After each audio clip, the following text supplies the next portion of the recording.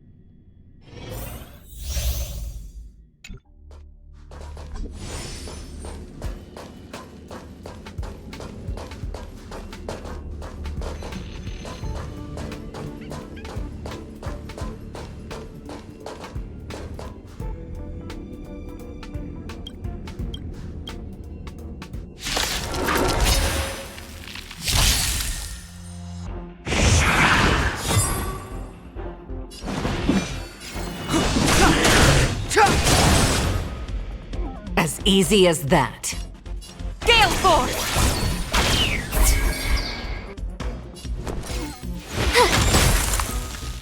Let's go. Take this!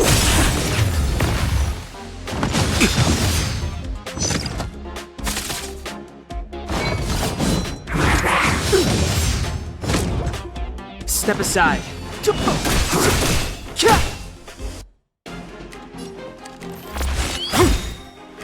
You have the worst. Let's make it quick.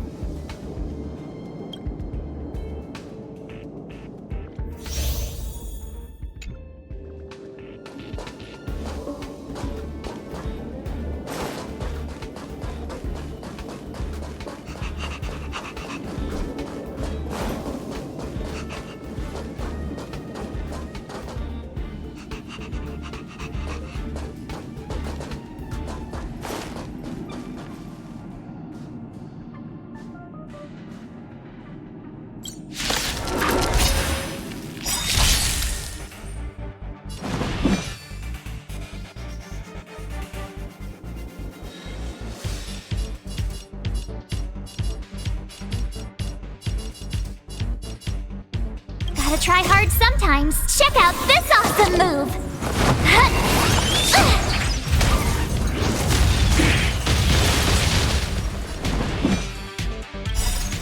Rules are made to be broken.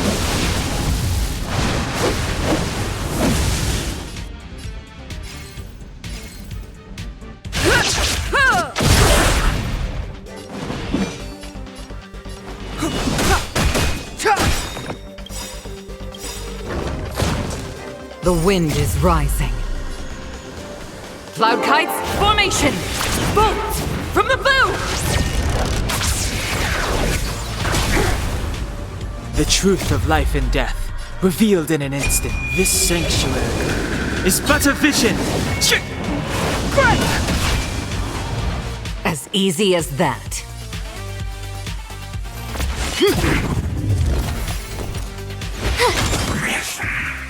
Let's make it quick.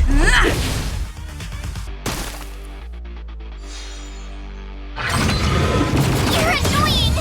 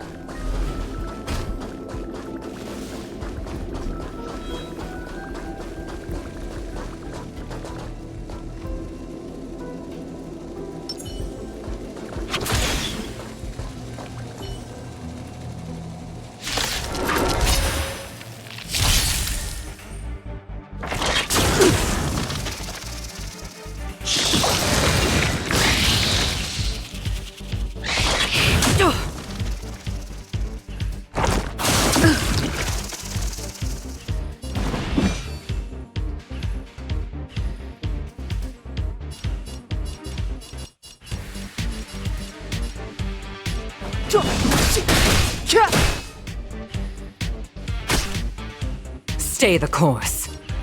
To the clouds!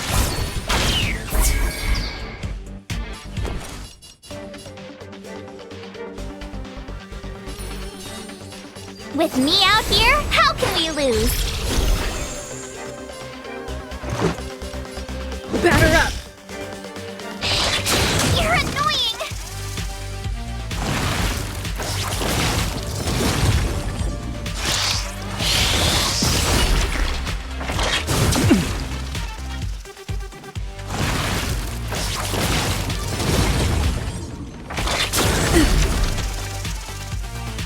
You can't run! Step as a time is now.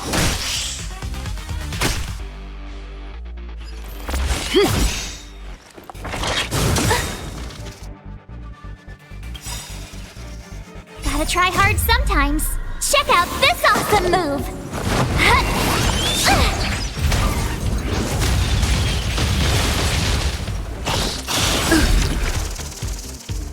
Try that again!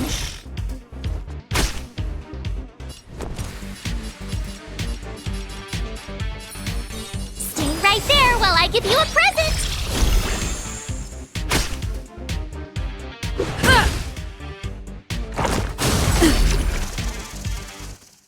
You can't run!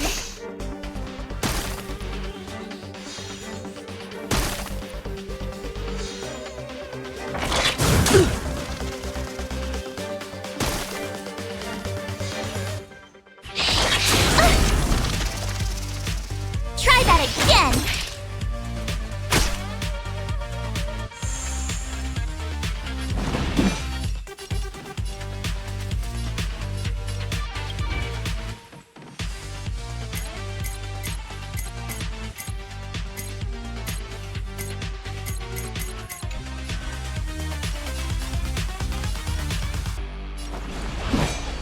The truth of life and death, revealed in this sanctuary, is but a vision.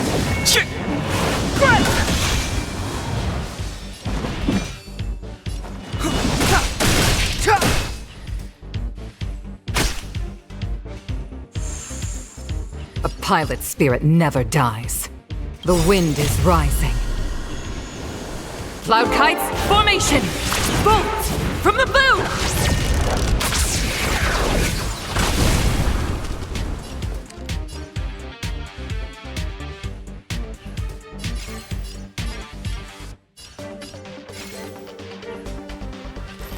This is it!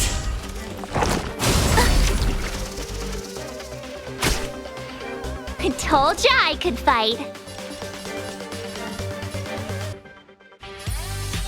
With me out here, how can we lose? Gotta try hard sometimes. Check out this awesome move!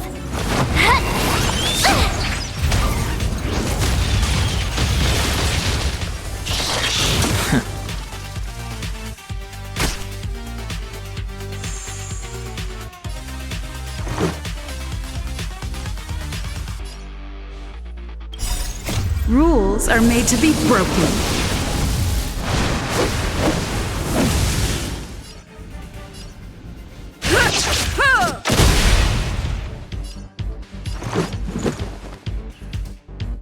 Take this!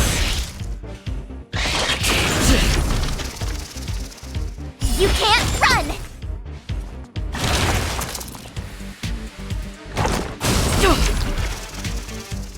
Try that again!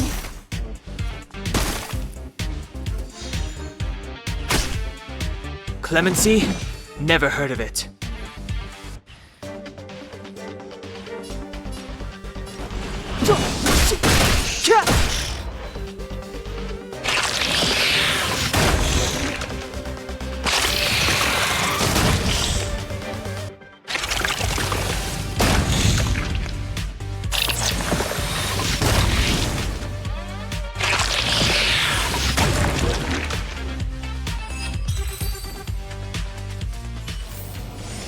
I'm glad we're all out safely.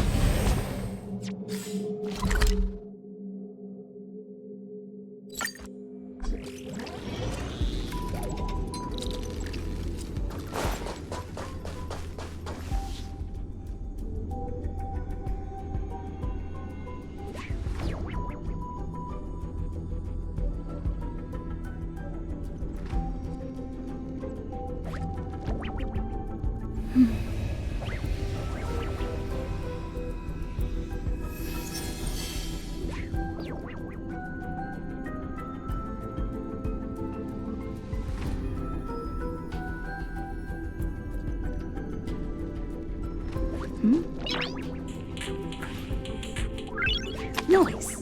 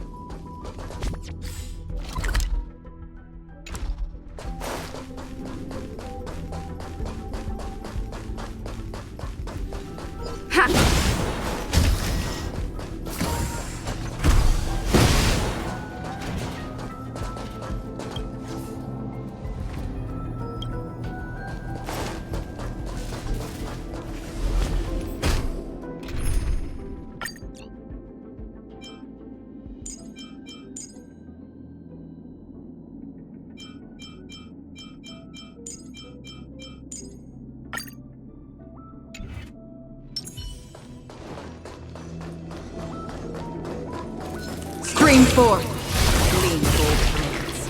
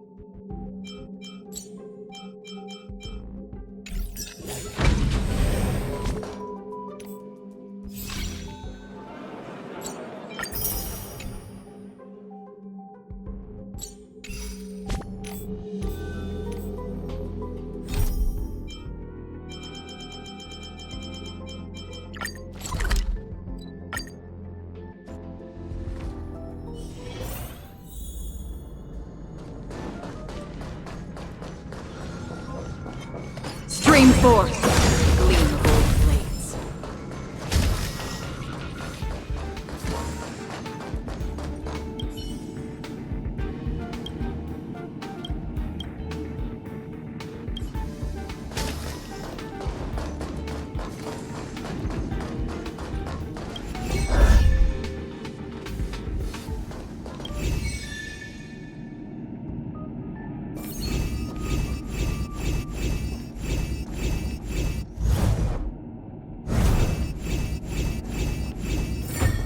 Life is a puzzle in and of itself.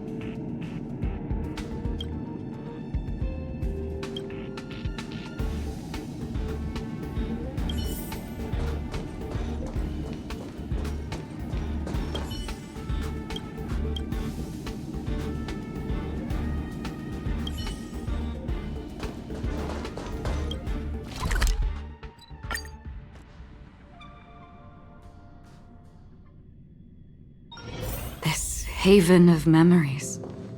Every touch, every moment is like a thorned rose.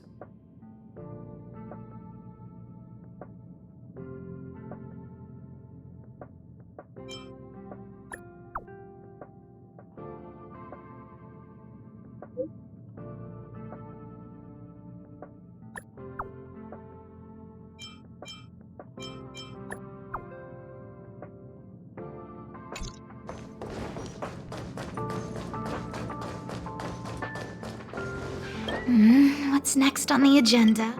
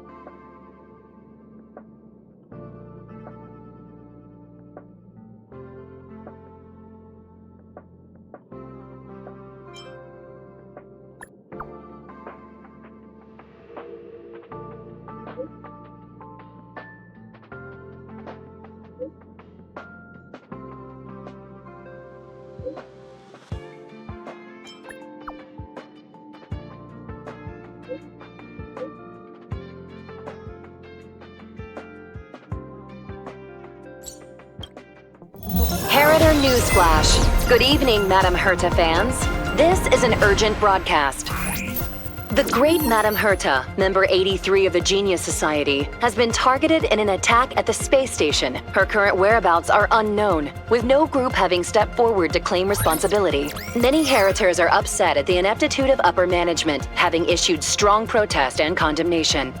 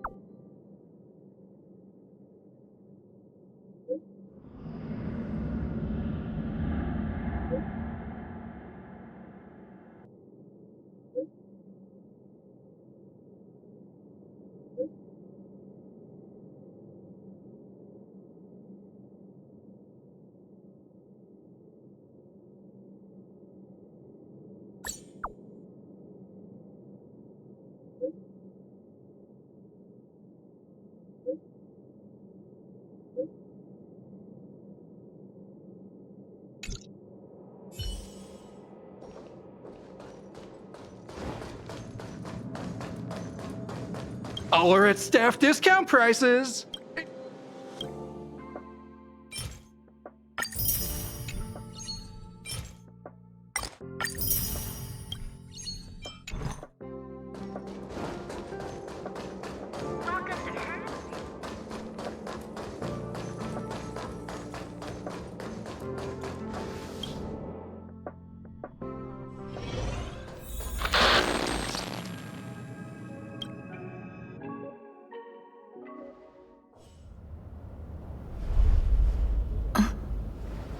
Mr. Scrollum, this was a premeditated attack.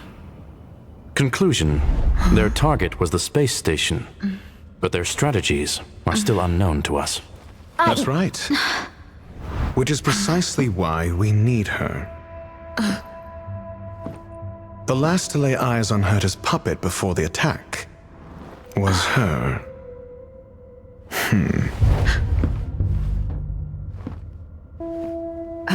And you are?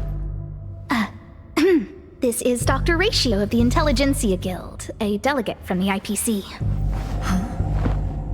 She's only just woken up, dazed. She may need a few pointers.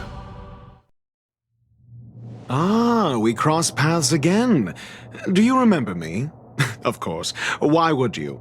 Memory is such a fickle thing, after all. Miss Trailblazer, you must have many questions. Please be patient. Aster will explain it all to you. You probably know the gist of things already. A few system hours ago, one of Madame Herta's puppets was attacked by an unknown perpetrator. We don't know the location of the puppet, and we can't pinpoint its signal.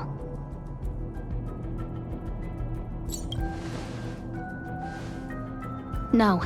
The attack happened on a base outside the station, beyond the surveillance camera's range. She's away on a visit. This issue didn't seem to trouble her much.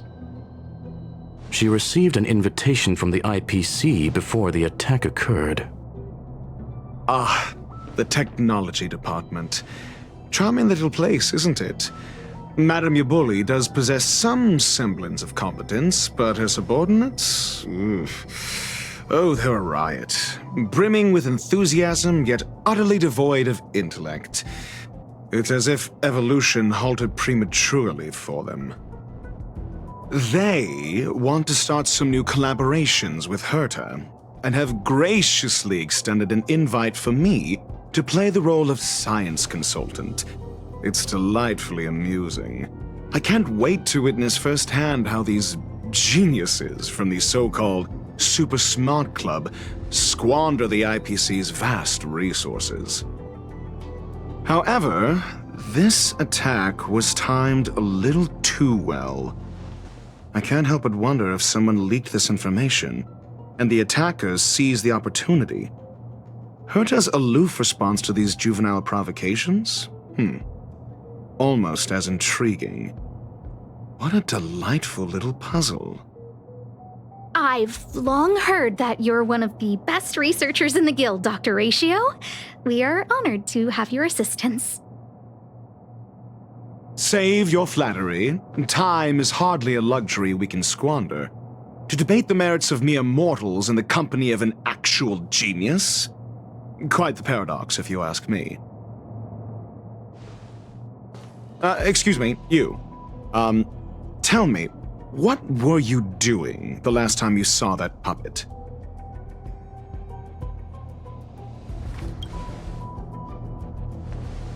Don't play the fool. Think. I think I was...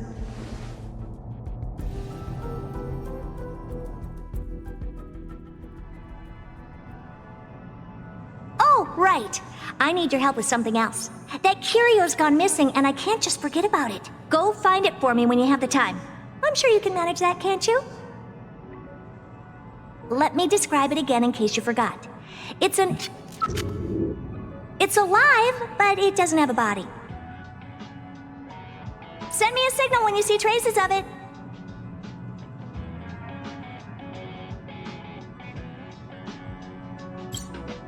I think she mentioned something important, but I can't remember.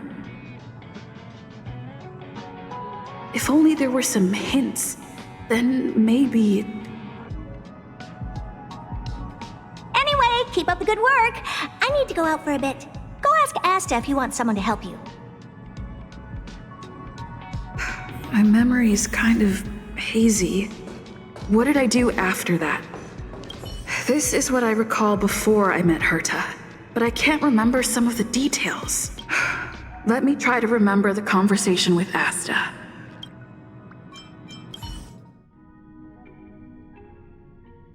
A curio that's alive but doesn't have a body. Sorry, but nothing comes to mind. Maybe the researchers at the Departments of Ecology or Insight may have an idea? Hinkle and are around here somewhere. I'd suggest you ask them about it. Asta seems to have mentioned two names. Two researchers from the Departments of Ecology and Insight.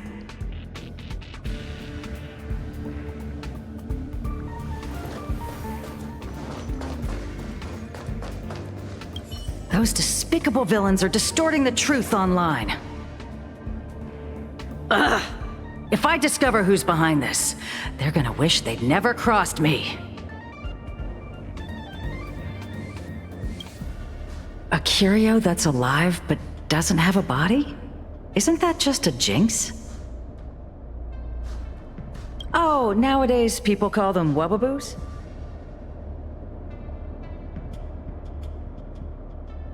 Well, I might be the Department of Ecology head, but I'm not the most knowledgeable person when it comes to curios. Adler would be of more help, but he's been investigating some paranormal phenomenon.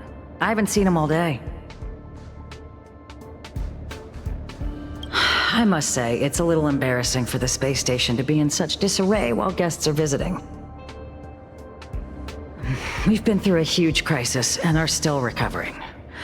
But there are some who are trying to exploit the chaos to agitate the workforce. People are growing more and more distrustful of the management here. It's probably turned into a big headache for Asta, too. Never mind, I shouldn't be telling you this. It's something that we researchers need to resolve ourselves. Pretend I didn't say anything. Adler. Right. Then I ran into Arlen. Adler was with him.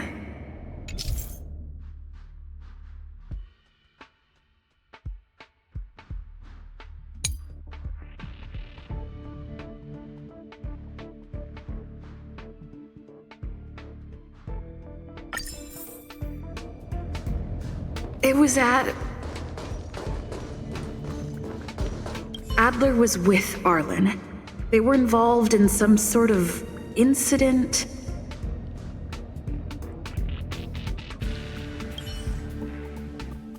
What? He went to the scene alone with Peppy? How could you let him? Calm down, Brother Arlen. I know you're upset.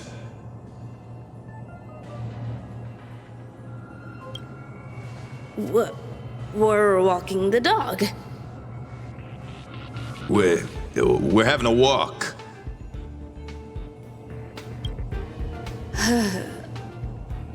Like I said, we're walking the dog. So I'm the dog? They seem to be hiding something.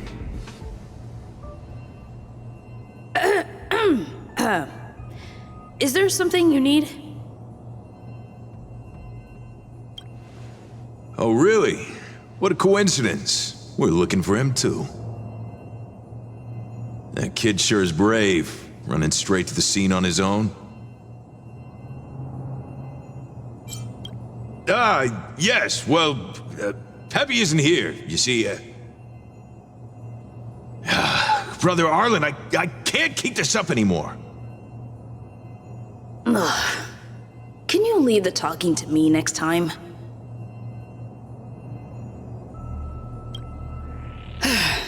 Let's walk and talk. Why are you looking for Adler? A lost curio. I see. He'll be able to help.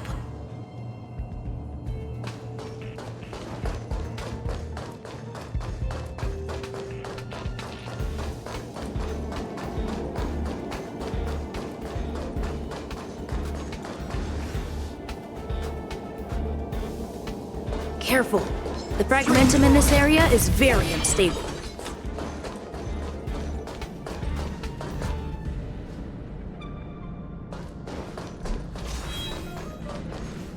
Over there! As I thought, he's in trouble. Let's go!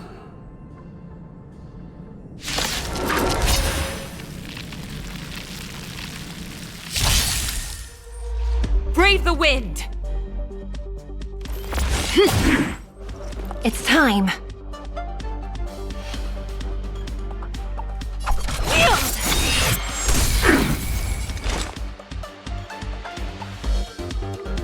Existence is fleeting as the dawn's dew, destined for oblivion.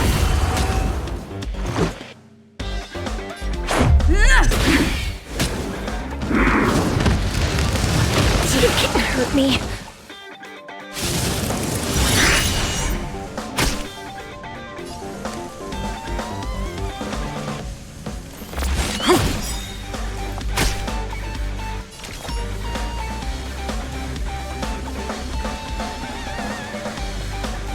The wind is rising. Cloud kites, formation! Bolt from the bow!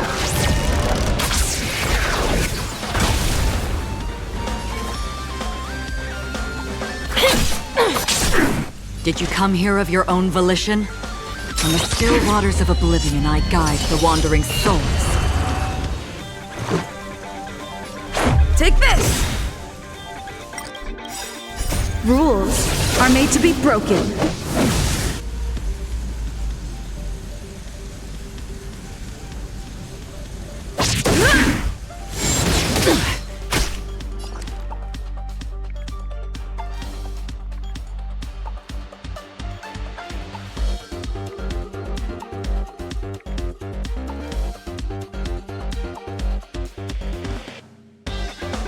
The time is now. We mustn't delay.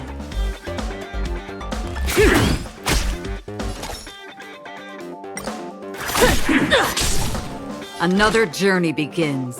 Existence is fleeting as the dawn's dew, destined for oblivion. Let's make it quick.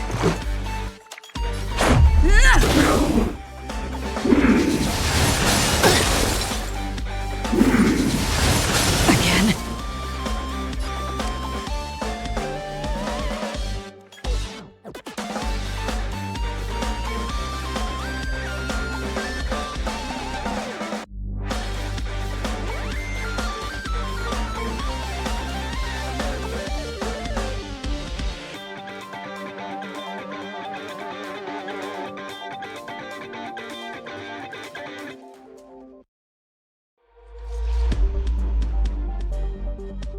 The time is now. We mustn't delay. Gale Force!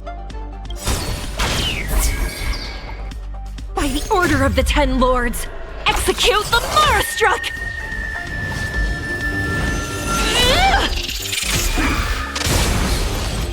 Forgive me, sister. Half the work is already done. Here. Take this! Peppy, are you okay?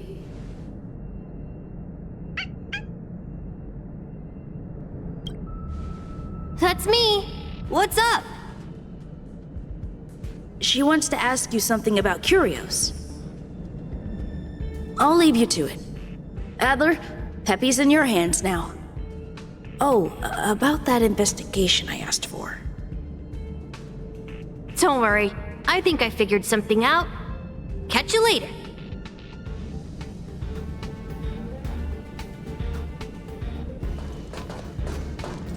So, which curio do you want to know about? That's all you got? Too abstract. Well, there's beauty in the abstract, I guess. Have you asked the Department of Ecology head? Huh, she's not wrong.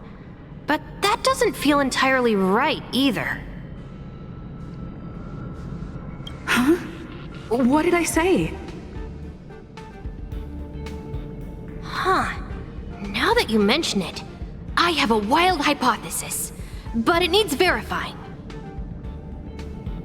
Let's call it a day. Wait for me. I'll be in touch. Adler seems to have gotten a lead, but what was the information I forgot? And from whom?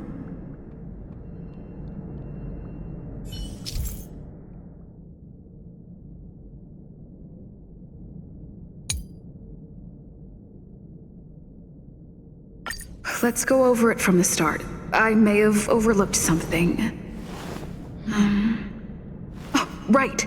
Asta mentioned another name.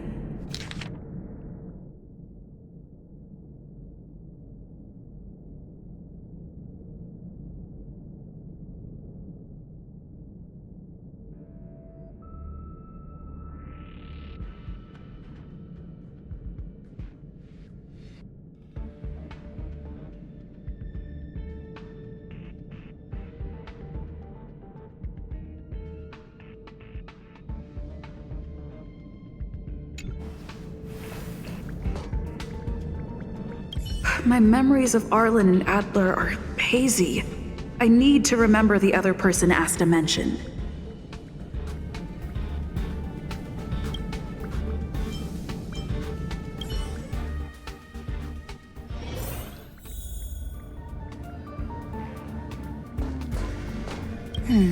A curio that's alive but doesn't have a body. Sorry, but nothing comes to mind.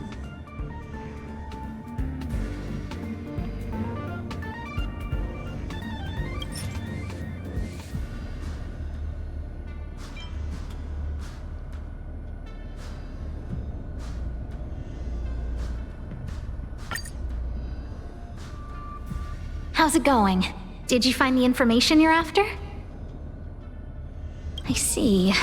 Is that what Hinkle and think? At least that counts as a lead. See? My researchers are pretty outstanding. Just business as usual, nothing to worry about.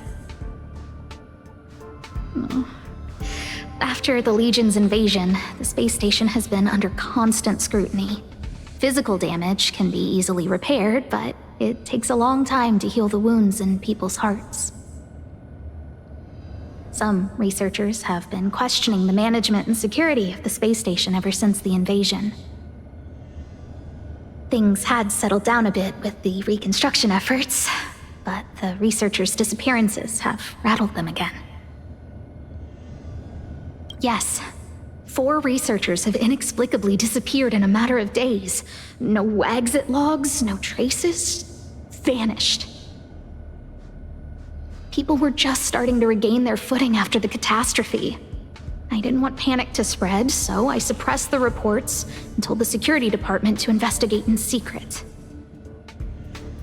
However, as you can see, it's hard to keep secrets in a sardine can like this.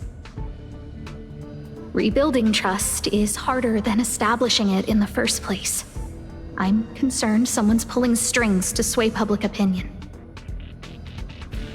Anyway, the most important thing is to get to the bottom of the disappearances. That's okay, but thank you for the offer. Aren't you helping Madame Herta with something already? Oh, by the way, I heard about the thing you mentioned, and I'll look into it too. I'll find a way to solve the problem for the space station. So I did consult someone else other than Hinkle. The only thing I remember is that they're from the Department of Insight. The other person should be from the Department of Insight. I need to remember who it is.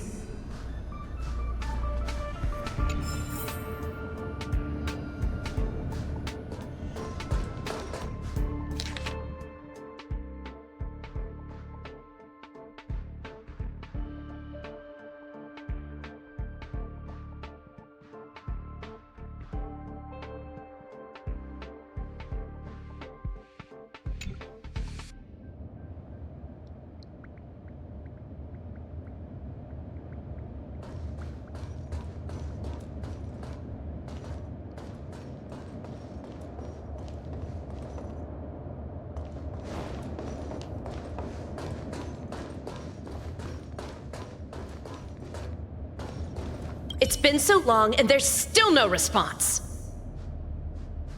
There's something fishy going on. How come they haven't recovered anything? I don't believe it. They're hiding something.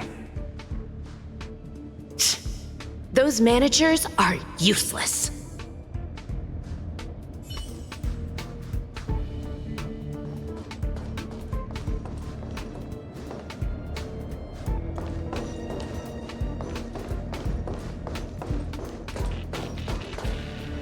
I'm gonna tell you something. Make sure you don't tell anyone else. Of course. My lips are sealed. Not a word to anyone. The multiple disappearances? They're all for real. Seriously? Shh! Why are you being so loud? Do you want to disappear too?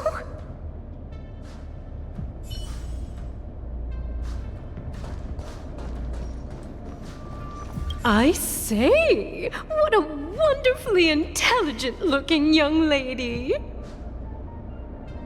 All right. Just cut the pleasantries and tell me how it's going. No need to be modest. At my age, you get a feel for intelligence. Though I confess I did hear someone say you were the shining star of the Department of Insight. I have faith in your abilities. So, how about my offer? Why not come with me after this is done? See this material here? People are so inconsiderate. How's someone like me supposed to make out the small print? I'm not getting any younger, and my eyesight is failing. Do you think you can... Sure thing. Anyway, keep your eyes peeled. I'll be bringing you something big soon. It's happening again. The words in my memory are all jumbled up. Time to carefully recall my memories again.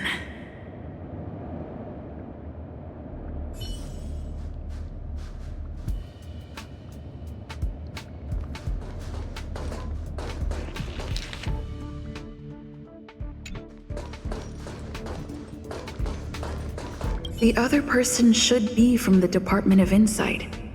I need to remember who it is.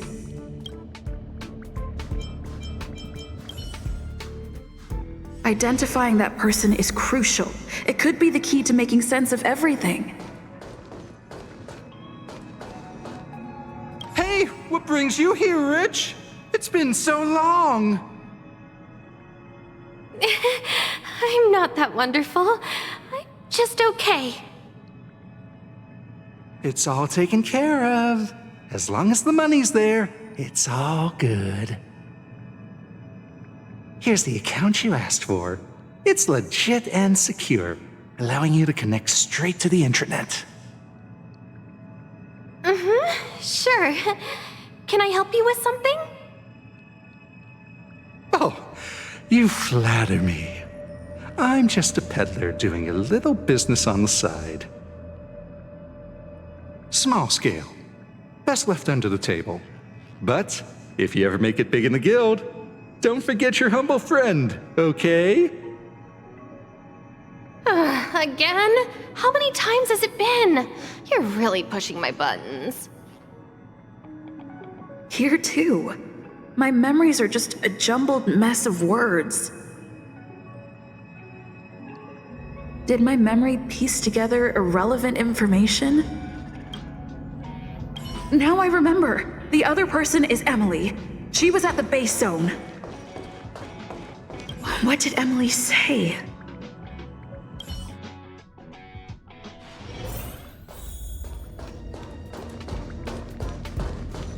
I say, what a wonderfully intelligent-looking young lady.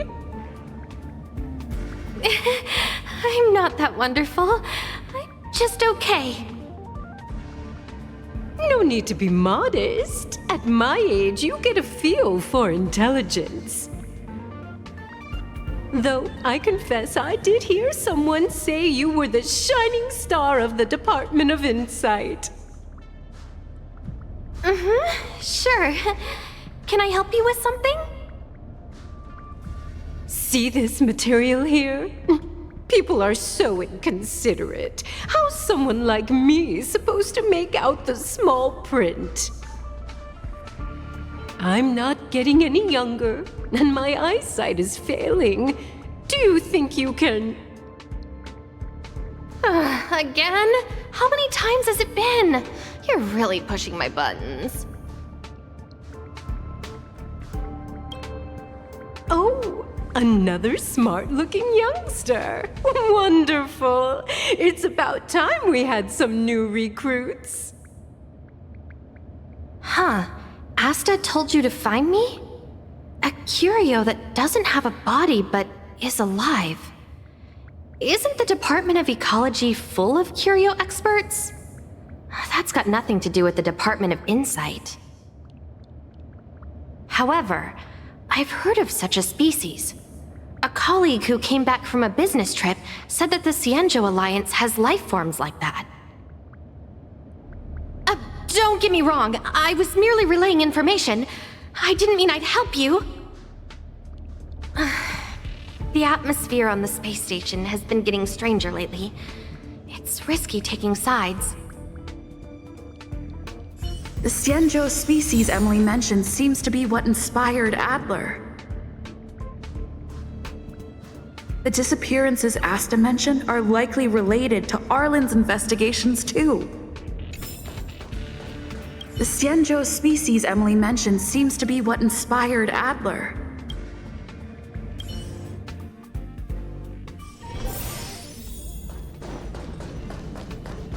I figured you'd come to me to uncover the truth. I'm sorry. The situation is very delicate. I can't say anything except that it's a secret mission. Just as I thought, I vaguely remember that Arlen said more.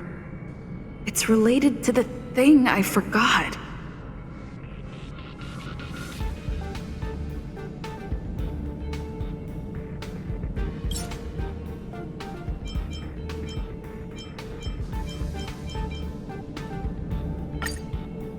I'm sorry. The situation is very delicate. How did you know? I see. Could you also tell that Lady Asta was feeling the pressure? I'll be honest with you. It's been tough. The surveillance didn't capture anything regarding the researcher's disappearance. There's only one clue. Adler observed that the automatic fire suppression system was momentarily activated around the time the disappearances occurred. That means that every victim's disappearance was accompanied by some inexplicable fire. When we made visits to the scenes, some of the witness testimonies seemed to agree with this. The words they used were spontaneous combustion of the human body.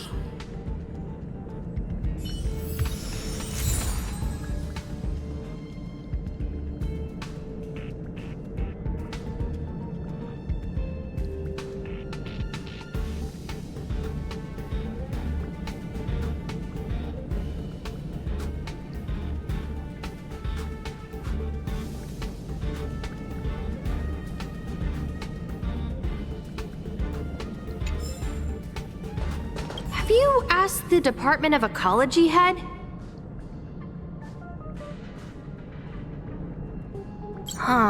She's not wrong. But that doesn't feel entirely right either. Huh? What did I say?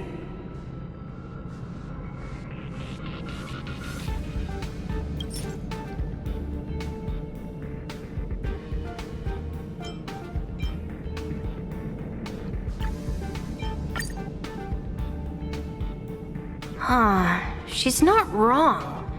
But that doesn't feel entirely right either. That's right! They're called Heliobi.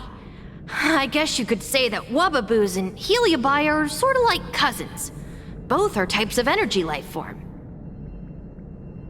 Now that you mention it, I have a wild hypothesis, but it needs verifying.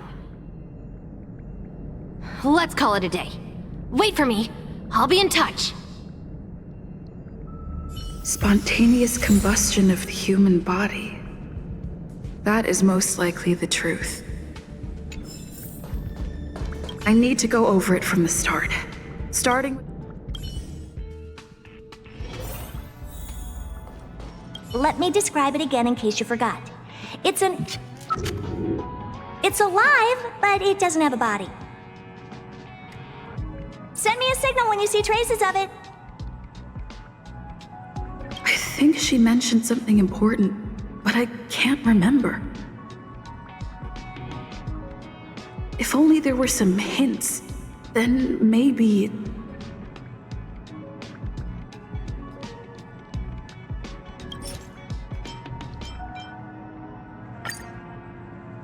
Let me describe it again in case you forgot. It's an energy life form. It's alive, but it doesn't have a body. Send me a signal when you see traces of it. That's not the point. I wouldn't be bothering with it if it didn't have something to do with the Genius Society. Anyway, keep up the good work. I need to go out for a bit. Go ask Asta if you want someone to help you.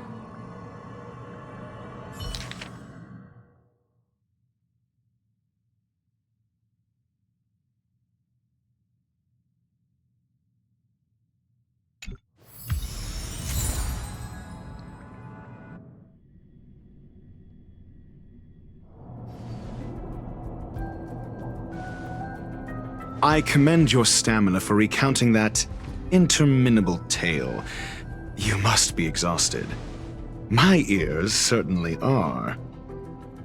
So, to sum it up, the last time you laid eyes on Herta was in her office.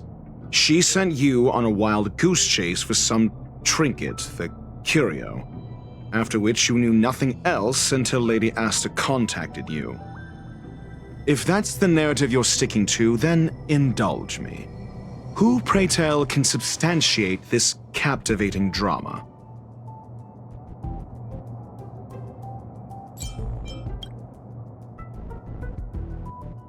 Affirmation. We can ask Herta herself. Well, if you lace up those boots and start sprinting now, you might just catch the IPC shuttle in 4 system hours. But as it stands, not a single soul can corroborate her story. Mr. Ratio, your style of questioning would seem to have a preconceived bias. Apologies, it's an unfortunate habit of mine. When one is immersed in academic research, skepticism comes far more naturally than belief. It is also the most efficient method, judging from my experience. Seeking answers with a negative hypothesis in mind is still valid research. It can still help us reach the truth. If she is truly innocent, she can clear her name with answers. Based on your story, you met with Herta because she specifically wanted you for an assignment.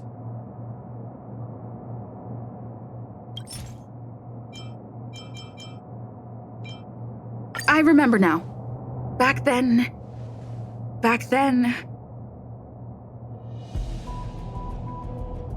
That's enough pretending. Please be quiet. Based on your story, you met with Herta because she specifically wanted you for an assignment. And the assignment involves a curio that doesn't even have a name. Herta's collection. An endless trove of trinkets and baubles. And yet, she singles out one nameless ordinary curio? It's hard for me to imagine she would treasure one curio so much. I doubt Herta is interested in the curio itself. Based on your story, and the assignment involves a curio that doesn't even have a name. Herta's collection. I doubt... Based on... And the assignment... Herta's collection. An endless trove of trinkets and baubles. And yet, she singles out one... The curio isn't the point. Herta was only addressing it because of its relation to the Genius Society. I would imagine the curio is the creation of a genius. Affirmation. It holds some special meaning to Herta. Yes. That seems logically sound. Then you said you asked Asta for help with the lost curio. However, she decided to hold her tongue until now? So what's the story? Are you full of fanciful fiction? Or is Asta the one hoarding secrets like they're going out of style?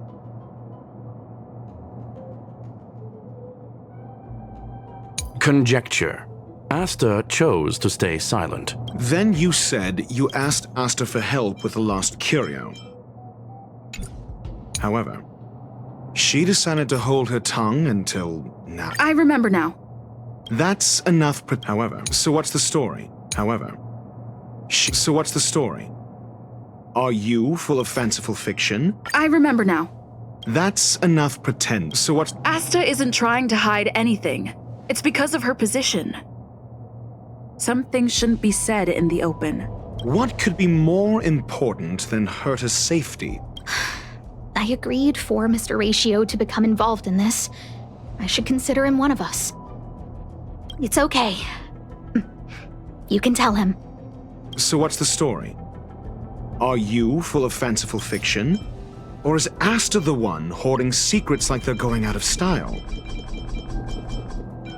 The space station has been very distrustful of its higher management ever since the Antimatter Legion's invasion. Another severe incident would further intensify suspicion and cause great internal strife. Oh. So that explains why Lady Asta approved of my participation. After all, the Intelligentsia Guild's representative wouldn't be linked to the space station, but would still share the IPC's position. They wouldn't be partial to anyone, but would still act for the space station's benefit. Two birds with one stone. Researchers' disappearances, you say? Yes, I've heard the responsibility of sorting out that mess has been thrust upon Arlen, head of the security department. Clearly, though, it bears no connection to Herta's puppet being attacked. Cut the act. You're perfect. Correction. They're Researchers' disappearances, you say? Yes, I've heard the responsibility of sorting out that. I remember now. That's enough. Researchers' disappearance. Clearly, though, it bears no connection to Herta's puppet being attacked. No. If I recall correctly, Asta said, one of Madame Herta's puppets was attacked by an unknown perpetrator. We don't know the location of the puppet, and we can't pinpoint its signal.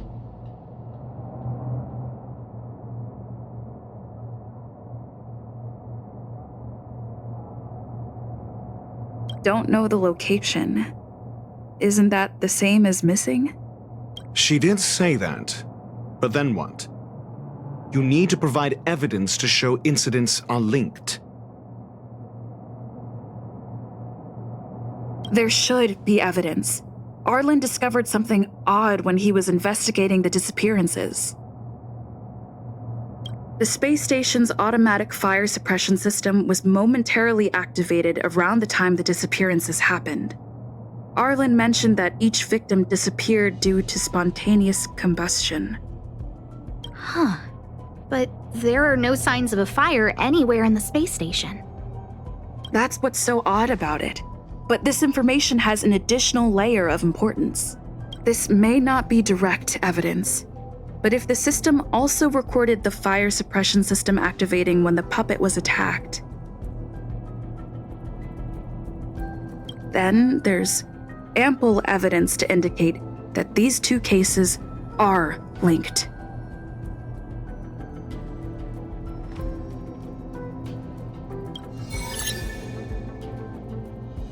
If these two incidents were caused by the same person, then the suspicion put on you would decrease, provided that this fire suppression record does exist in the system. We'll see in the main control room. Let's go. Huh? What was that?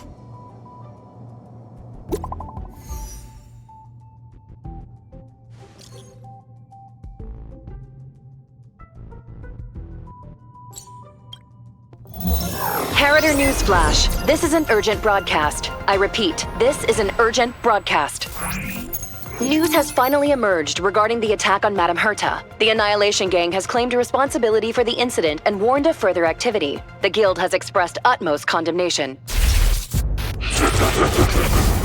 The gods of the starry skies have abandoned the world. They give no thought to the masses.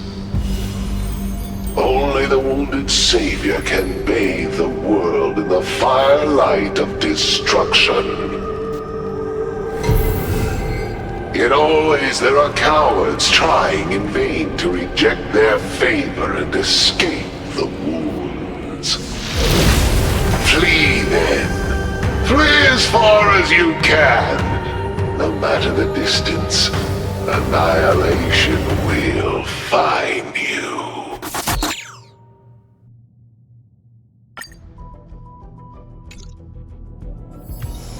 This is... A declaration of war, and an announcement of what's to come. They have set their sights on you.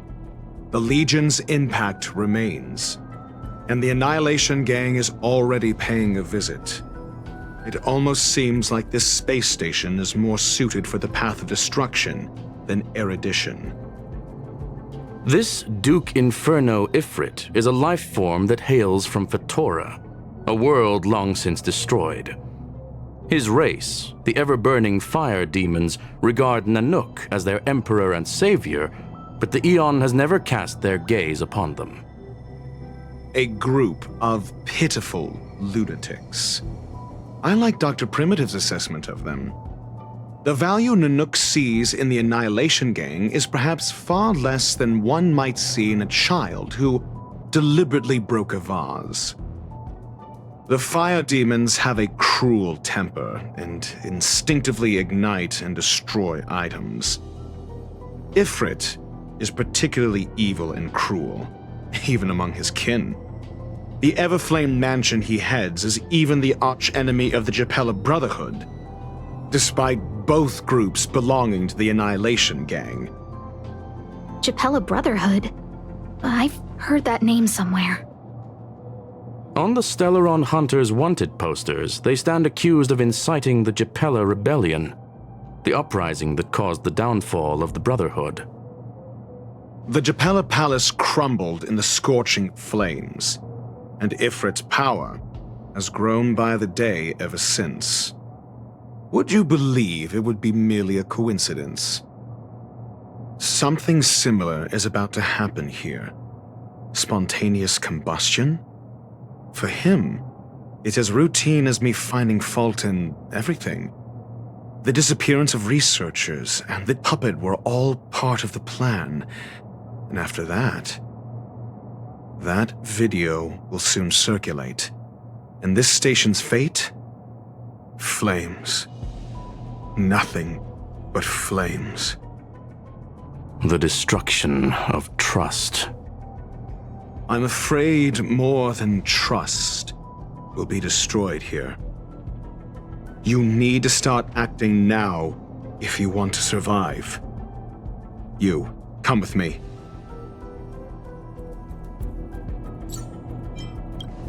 You have a superior strategy? Pray tell, do we set the two of them loose, turning whispered fears into full-blown pandemonium? If we did that, we'd be at a disadvantage. I'll stay here and try to contain the news as best I can. Please, investigate the issue quickly.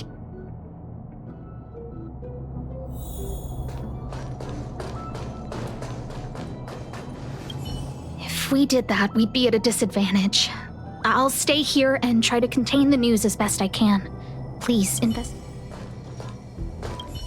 This Duke Inferno Ifrit is a life form that hails from Fatora, a world long since destroyed. His race, the ever-burning fire demons, regard Nanook as their emperor and savior, but the Eon has never cast their gaze upon them.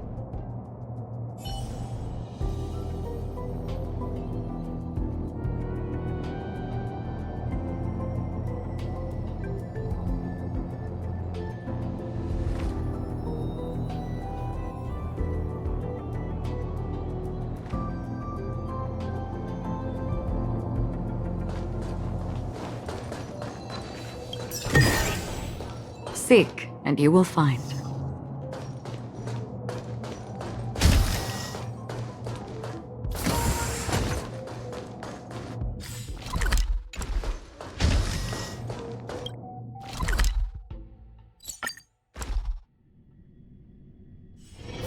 This haven of memories.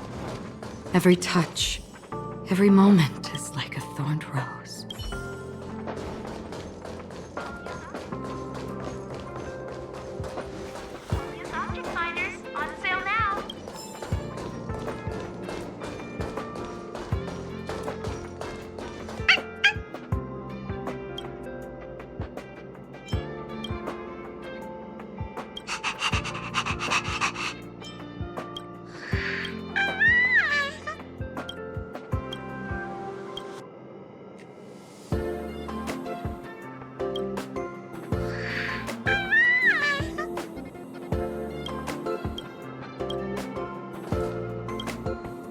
Not good. This is serious. The security department will do whatever we can to help you. A list of the missing researchers and their details. Sure, but the security department already combed through their backgrounds and personal relationships. We didn't find anything odd. The Annihilation Gang are a group of die-hard thugs. They might be attacking indiscriminately. A list of the missing researchers and their details. Okay. Take it. Remember these names. Find a friend who's tuned into the gossip around here and tell them you want to know the relationship between these people. I don't know. That depends on your friend.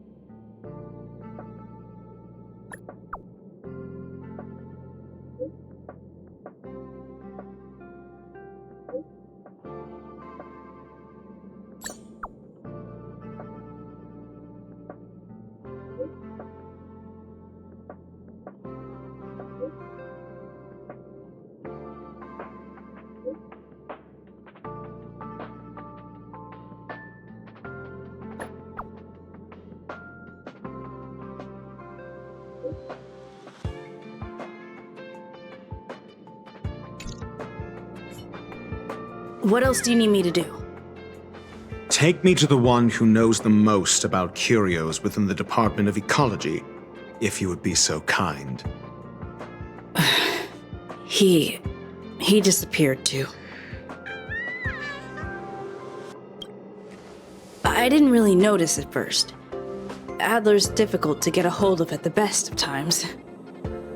But it's been a few system hours, and I still can't reach him. Even the surveillance cameras can't find any trace. The last time I saw him was in the Master Control Zone. He was with Wen Sherling from the Department of Implement Arts. Lead the way. You said Adler was on the verge of a discovery, yet couldn't confer his knowledge. Intriguing and frustrating, to say the least. If his disappearance is also related to the case here, then maybe he really did stumble upon something important. True. The key words that got Adler thinking were energy, life forms. Duke Inferno is also an energy life form. Coincidence? We need to investigate this.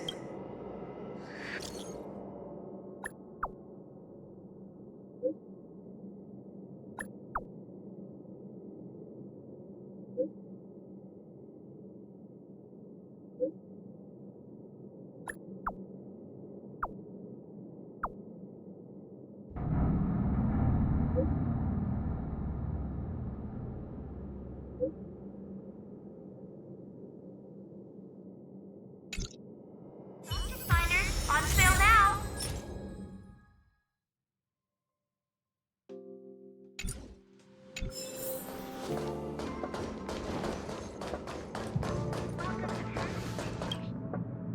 That jerk! Jerk! Fine! Disappear! I don't ever want to see your face again!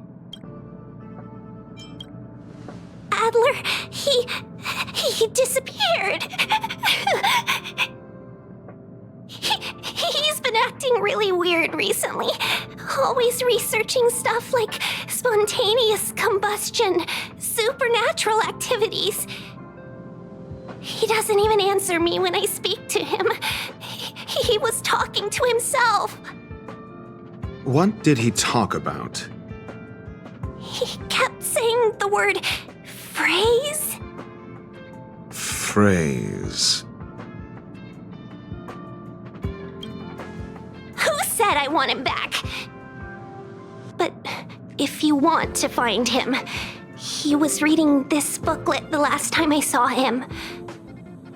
I don't know exactly what he's searching for, but I hope it can help you.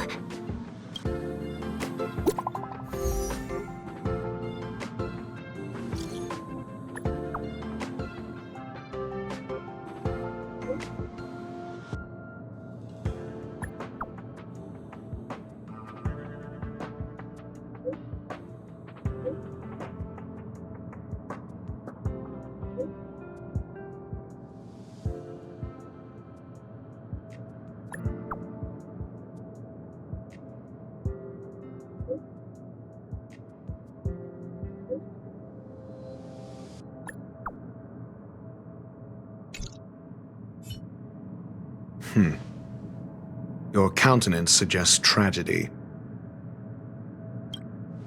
So the researchers who disappeared were at the forefront of challenging management. Isn't that a curious puzzle piece? I finished browsing through this booklet while you were replying to messages. It recorded the lives of a few Genius Society members. I'd say it contains some interesting information. It's time to go back and chat with Lady Asta and Mr. Screwlum.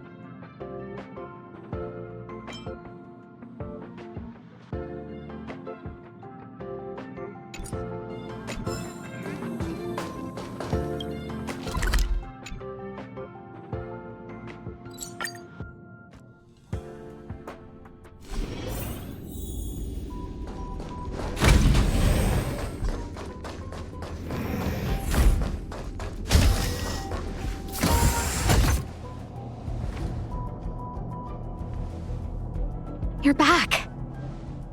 I've been monitoring the dark web. I barely managed to stop the video from spreading. The incident hasn't grown any bigger, for now. How are things with you? Less than promising. Or to use a different phrase, we're in deep trouble. We're running out of time. Let's retrace our steps and evaluate the situation. From the data we've collected, there are 3 avenues we can explore. First, Adler's disappearance. He must have come across some vital information. The next angle is what the victims have in common, distasteful as that discussion may be. Last is the abilities of Duke Inferno and the secret of spontaneous human combustion. The link between the 3 is... First, Adler's disappearance. He must have come across some vital information. I understand. So tenuous connection. First, Adler also. You think that Adler's discovery drew the enemy's attention? Indeed, and I already know what he found. First, Adler's disappearance. The next angle is what the victims have in common, distasteful as that discussion may be.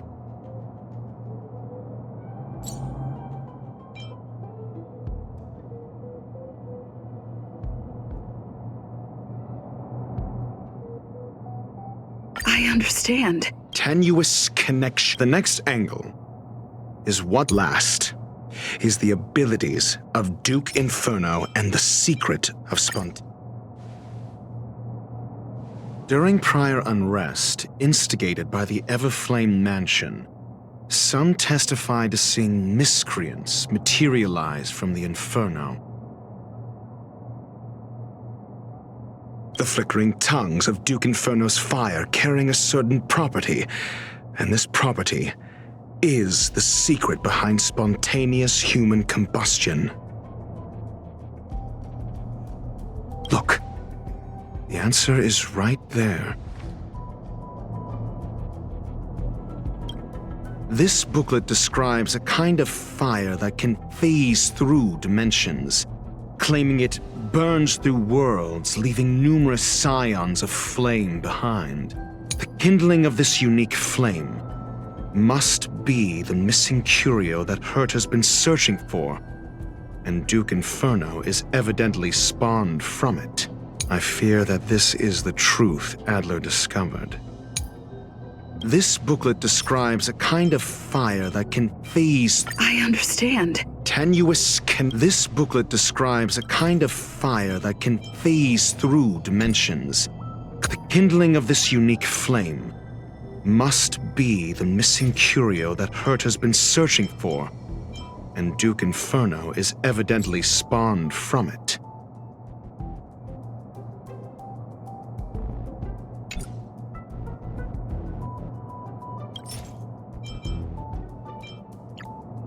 I understand. Tenuous connection. The kindling of this unique flame. I fear that this is the truth. The kindling of this booklet. It's the phase flame.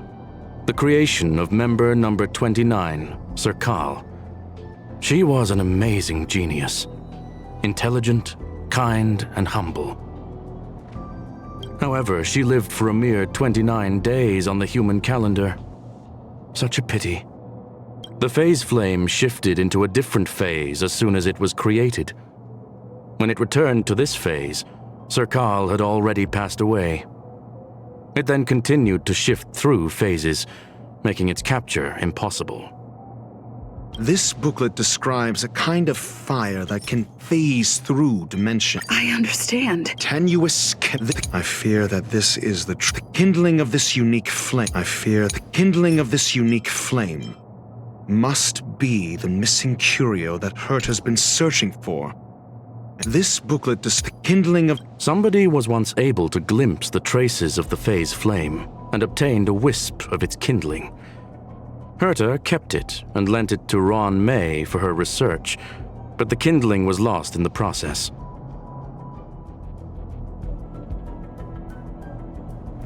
If Ifrit is a scion of the Phase Flame, then the entire incident is now clear as day. The kindling of this unique flame must be the missing curio that Hurt has been searching for, and Duke Inferno is evidently spawned from it.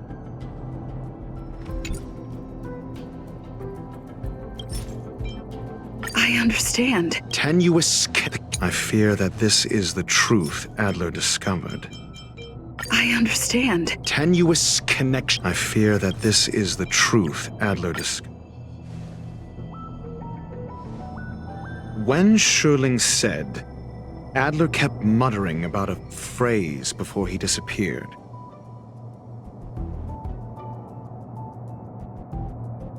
I believe this word was actually phase. He saw Member 29 Sir Call's research topic in this booklet and verified his hypothesis. As a scion of the Phase Flame, Duke Inferno would naturally share similar capabilities. Full-on phase shifting may be a bit too ambitious for him, but teleportation, that's likely more his speed. That is the truth of the spontaneous human combustion. The researchers didn't disappear. They were moved. We don't know where the victims went, but Duke Inferno's plan is now clear. And the sudden and consecutive disappearances provided the best environment for chaos to fester. Once the seed of unrest has sprouted, he will then send out an announcement for an imminent attack. It will push the crisis from the dark into the light, catalyzing it into new growth and bloom. The next step would be to ignite the spark. Look at those researchers who disappeared. What would happen if someone realized their similarities? I need say no more. It was all a premeditated trap to stir up chaos on the space station. We're running out of time.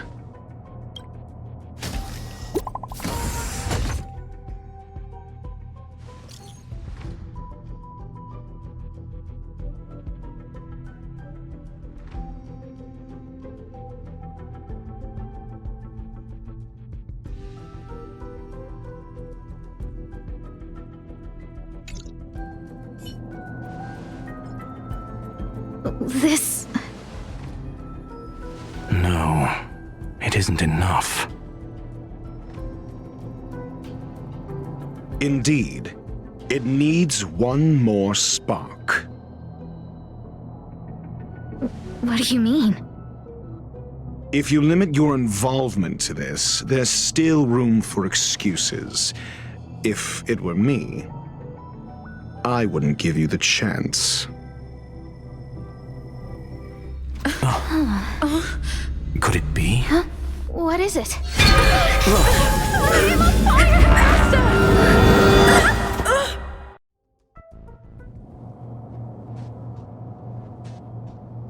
Stay calm.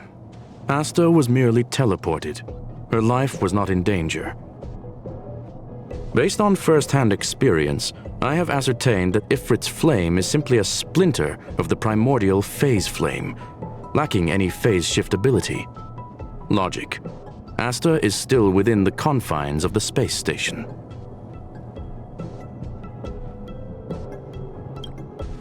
That flame must still be somewhere inside the station. Find it, and we'll find a way to bring her back. A splinter, you say? The arrogance of the gifted is charming in its own way. Try then if you must. It seems that Duke Inferno didn't deign to personally grace the space station. He merely cast infernal fire into our midst to wreak havoc among the researchers. When the fire fizzles out, his malevolent plans will vanish without a trace. I will head to Herta's office and activate the folded space in the curio storage room. With some changes to its parameters, I can use it to block the fire's teleportation routes and seal it inside the station. Mr. Ratio, please go with Miss Trailblazer and contain the fire.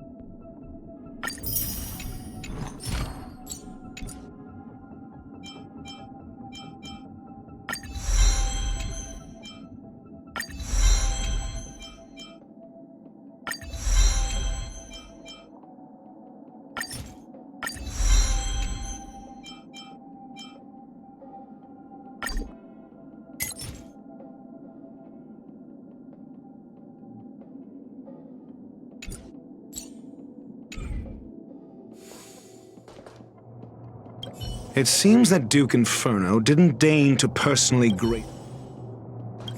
It seems that Duke... I will head Mr. Ratio.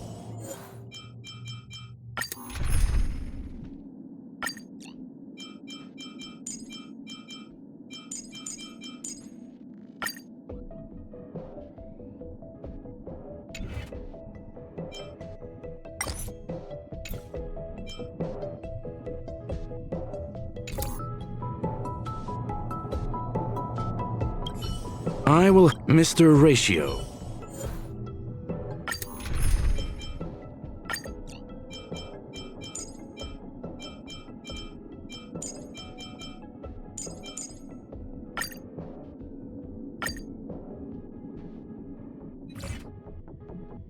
The infernal fire is also a form of energy life form.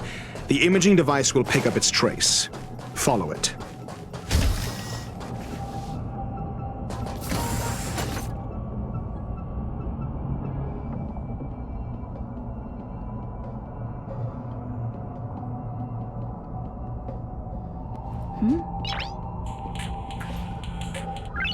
Noise.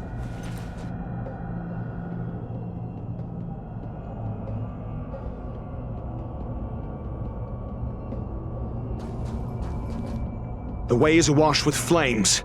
It must have just teleported. Be careful. Get ready to dash into the fire.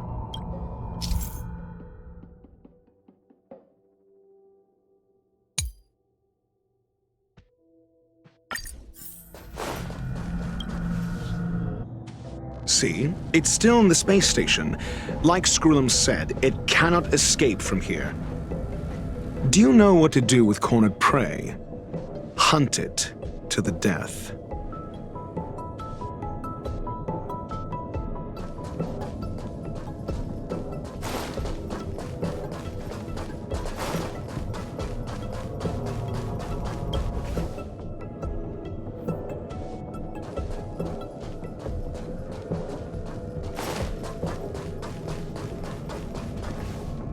The fire is dying.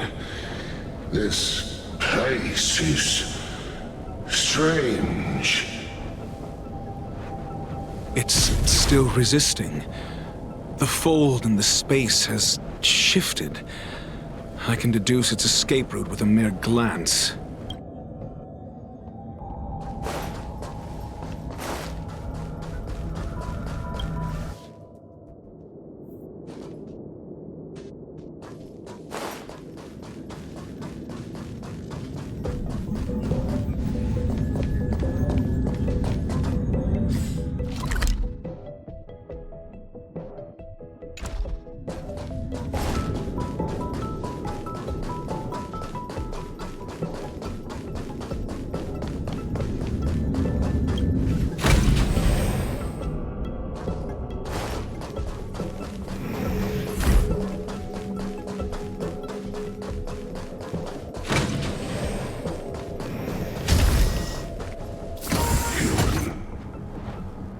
The flame is getting weaker.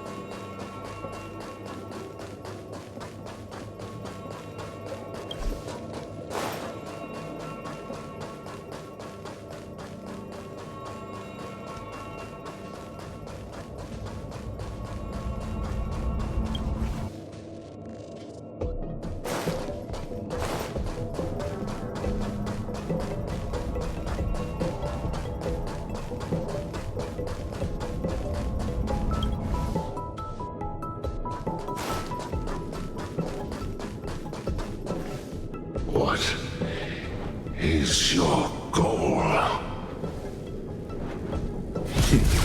Seems like this chase is about to end.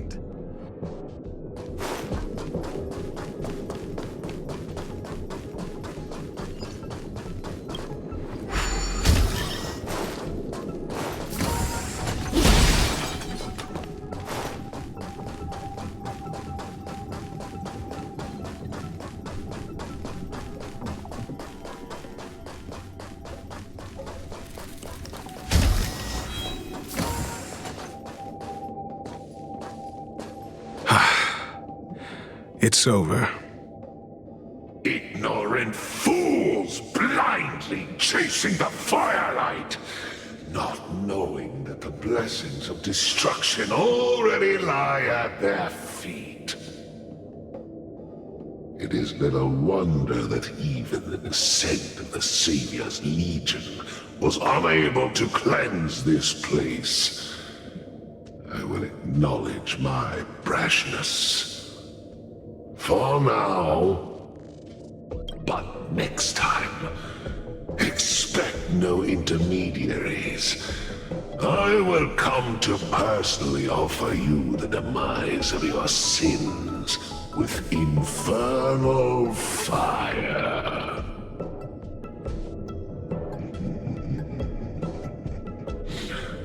A small fragment of consciousness in there is gone. Duke Inferno has discarded this fire. Oh? No. Hold on.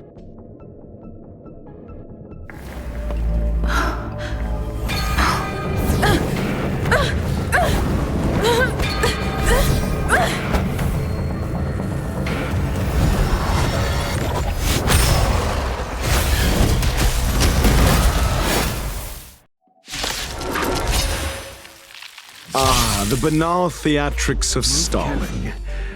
Let's not, shall we?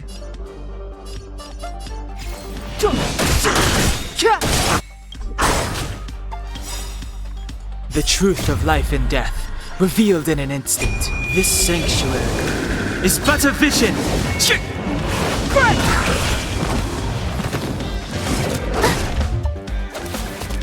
Do you have answers?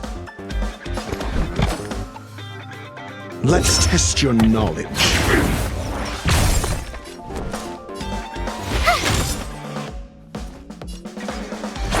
Take this!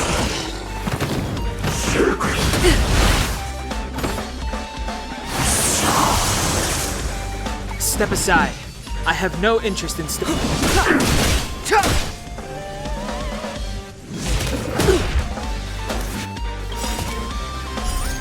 Rules are made to be broken.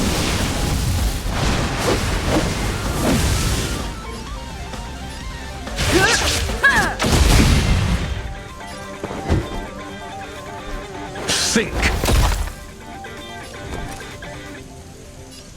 What's this?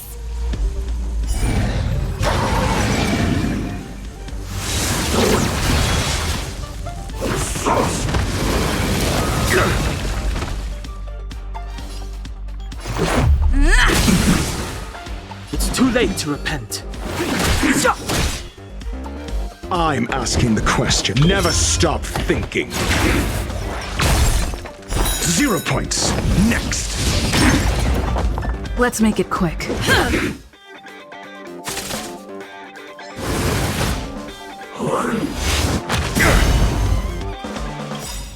SAS Perkibi. Knowledge is the measure of all things. It reveals truth and falsehood.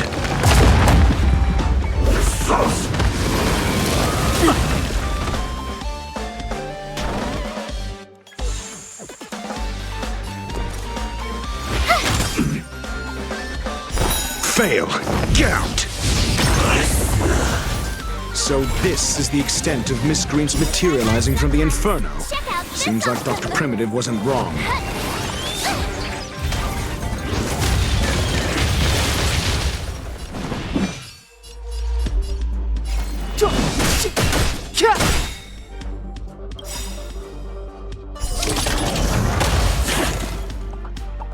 The truth of life and death, revealed in an instant.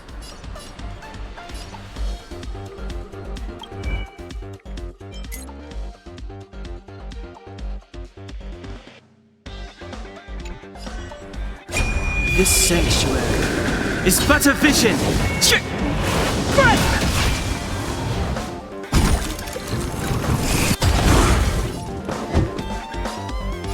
Let's test your knowledge.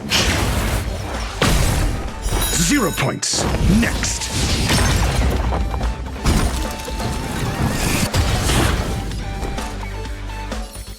With me out here, how can we lose?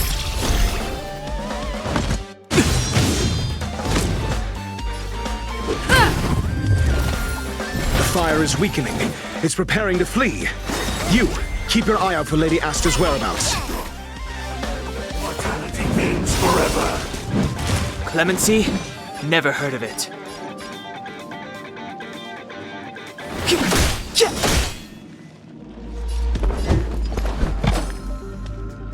Never stop thinking. My turn.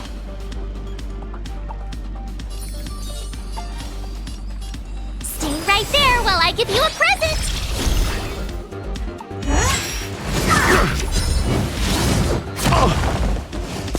You can't run!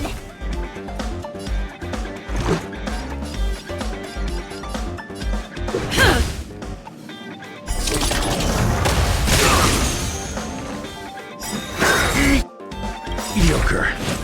Try that again! Rules are made to be broken.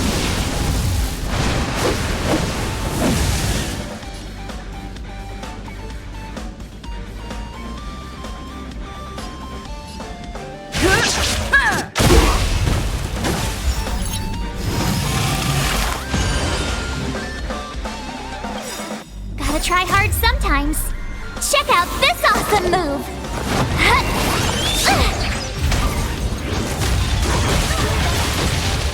Secret of the Saints! SAS Perkibi. Knowledge is the measure of all things. It reveals truth and falsehood.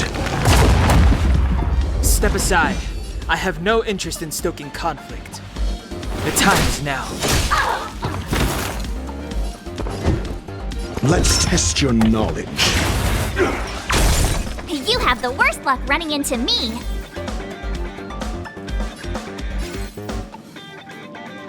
Watch this! Fail. Get out. This is our chance. 0 points. Next.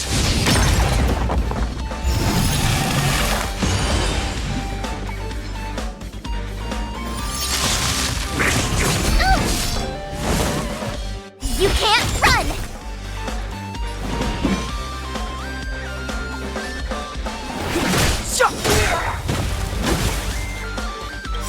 The truth of life and death, revealed this sanctuary, is but a vision.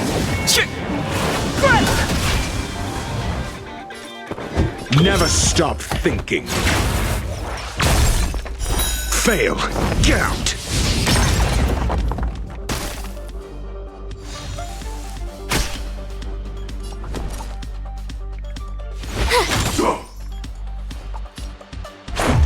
Immortality.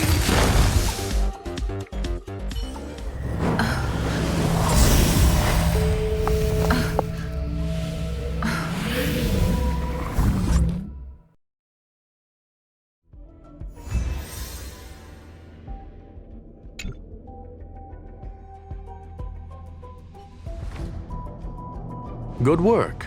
You did very well. Rest assured, Asta only had a fright. She is recovering in the clinic. While you were chasing the enemy, the security department also found the missing researchers. Affirmation: they are all safe and sound. It was all thanks to Adler. They fell into a spatial curio and could not leave until the Department of Ecology's most knowledgeable curio expert solved it from within. Many of them were shaken by their experience when Arlen found them, but they are otherwise fine. Yes, it is over. This business is over, and I believe the space station will be able to deal with any internal aftershocks. In Herta's stead, I thank you for your efforts, madam. But there is one mystery that remains unsolved. And that is something I must deal with myself.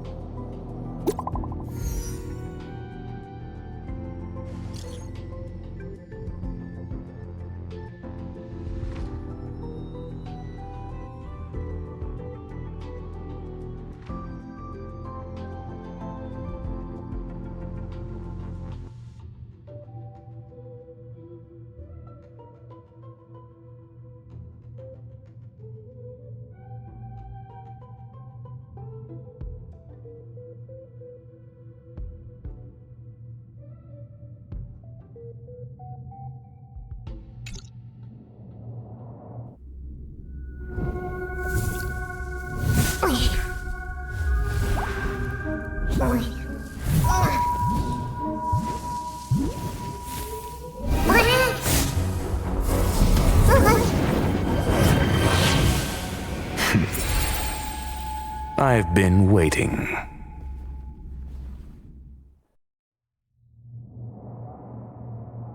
Fallout from this incident remains. Surely you have plenty of pressing matters to attend to. Or is the safety of the space station beneath your concern? Answer: that is exactly why I came. After all, the principal figure in this whole affair is right here. When did you start to doubt me? When one is immersed in academic research, skepticism comes far more naturally than belief. I've had the same bad habit as you since the beginning, Mr. Ratio. I must say, I'm quite honored, Mr. Screwlam. But do explain, why opt for silent wisdom when you already had the pieces of the puzzle? For curiosity's sake. Affirmation. I made the same decision as you, to accompany and observe. Oh, and when did you become convinced? Objectively speaking, aside from some minor spiritual trauma, no researchers were hurt in this attack, which never aligned with the Annihilation Gang's modus operandi. Logic, a third party saved them. Had I not fortuitously acquired a spark of the Phase Flame and intervened in Duke Inferno's teleportation, those people would already be space waste, floating past the windows here. You are more candid than I calculated. But still behaving within your calculations, no?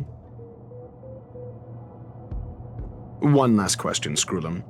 Genius though you are, can you deduce why I did this?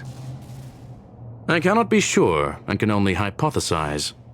Helping the weak hints at the merciful instinct of a medical doctor, but maintaining a cool, detached observation reveals the strictness of a scholar. And pulling the strings from behind the curtain is akin to laying down the gauntlet to a genius. The ruler of planet Screwlam is indeed well versed in the human mind. It's a pity you're as much in the ivory tower as other geniuses. You still got one thing wrong.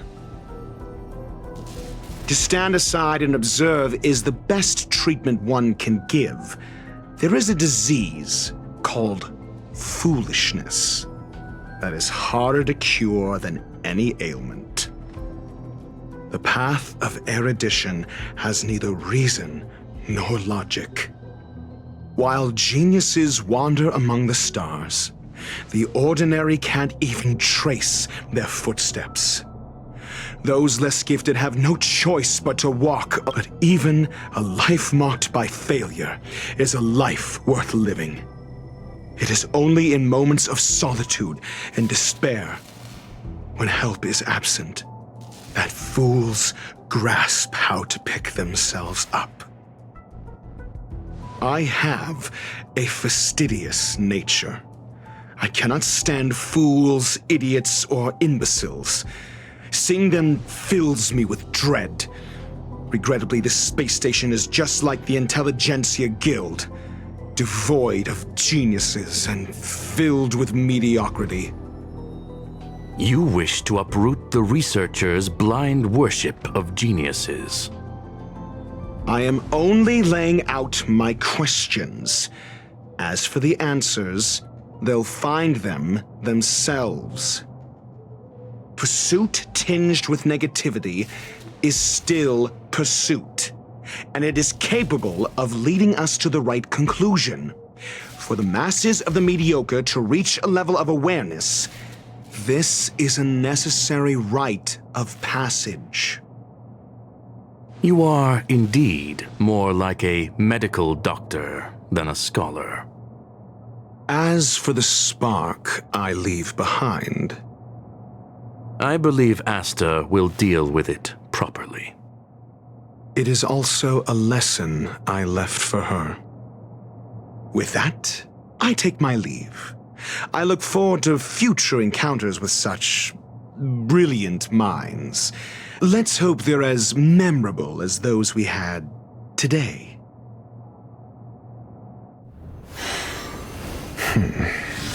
A farce full of trivial concerns. Ultimately, they're just mediocre minds.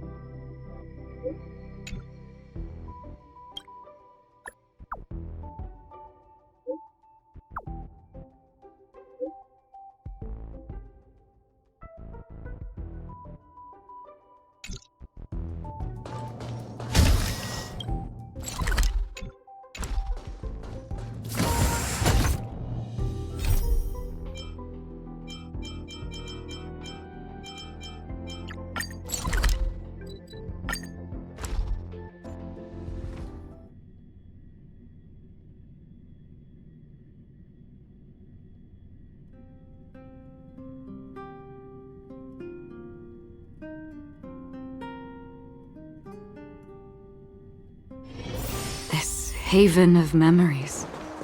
Every touch, every moment is like a thorned rose.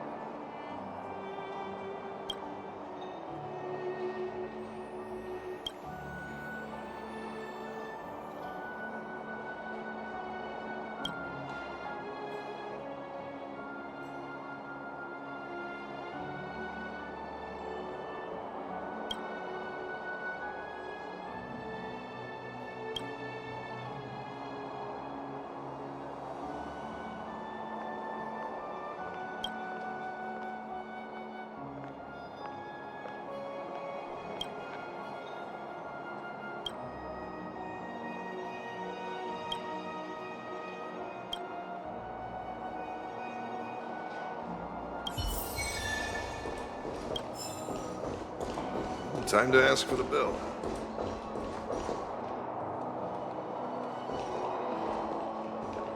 Where did they get to? Ah! Speak of the devil. I was just wondering when you might show up. Don't worry, there's enough to go around. On the house, order whatever you like. There's something I need your help with. I had to make it up to you somehow. Looks like we're not the only ones who wanted afternoon tea today, though. We'll have to stand up for the time being. Don't drink too much, or you won't be able to sleep tonight. Anyway, about the something I needed your help with. Well, you're clearly better traveled than I am, and I know how generous you are. I feel embarrassed to ask now. How can I put this? If I remember correctly, you, March, and Don Hung came here on that train. The Astral Express, right? I was wondering, is the train accepting new passengers? Well, it's just... the dust has settled now. The Stellaron problem has been resolved, and Cocolia... Forget it. It's nothing. Forget I said anything. You see, there's not much left for me here except to carry on repairing equipment in the workshop. I like practicing the guitar, and performances are fun, but the crowds are pretty small. Besides, I'm a researcher. How could I not get excited about the chance to explore new worlds up close? Everyone gets tired of living in small places like Bellabog after a few years, right? Really? You're gonna say yes, just like that? I understand. I'm counting on you. I know this is a lot to ask out of the blue, so apologies in advance. Actions. Oh, I get you. Another plate of delicious snacks coming right up. There goes Serval. I better send Himiko a text and ask about the request. Or I guess I could ask Mr. Yang. Or Pom Pom. Who's the best one to ask?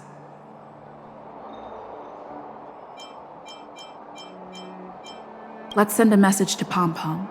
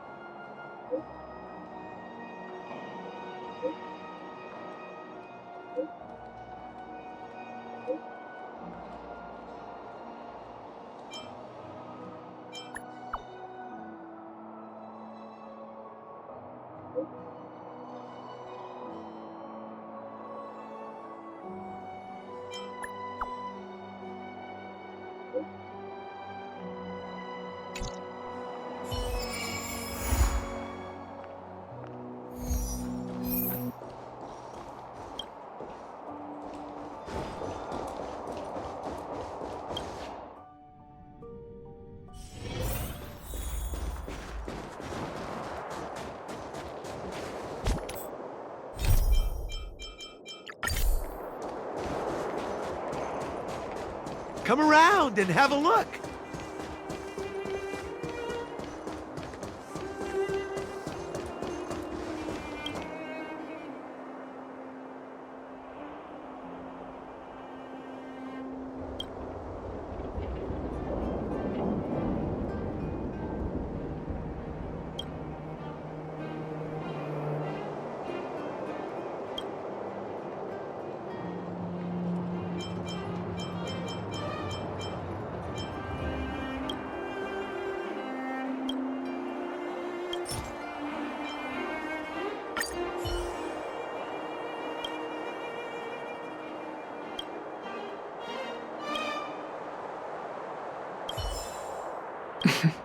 Make an appointment and take a number.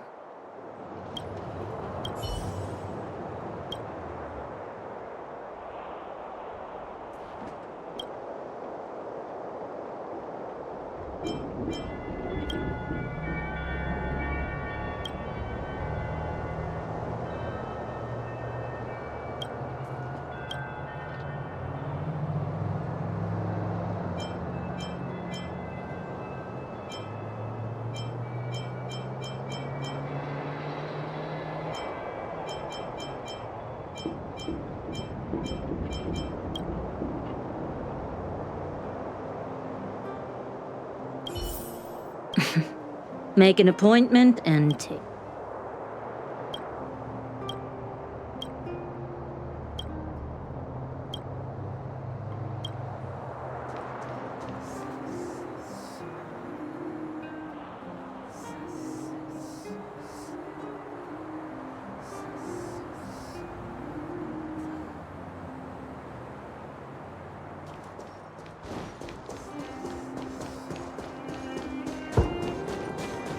Come around and have a look.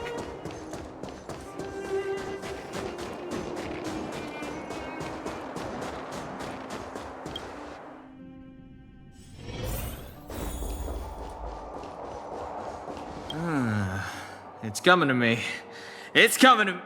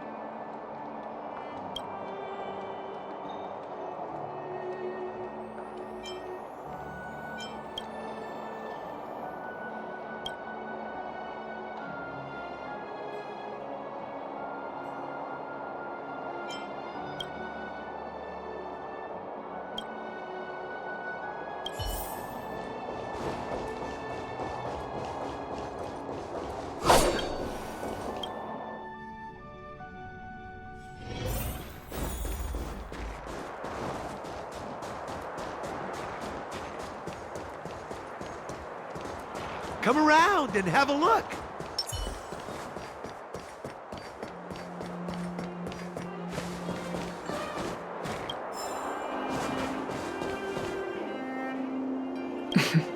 Make an appointment and take a number.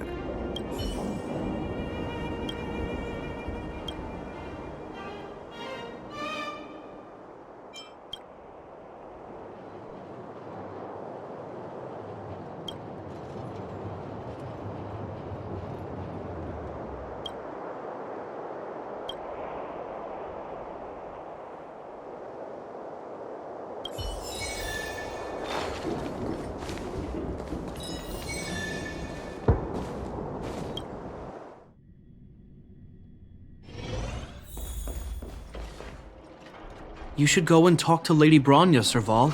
It was her personal invite, after all.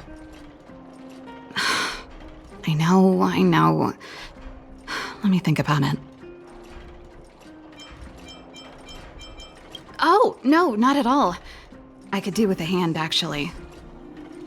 Perfect timing. Please, talk some sense into her. I knew it.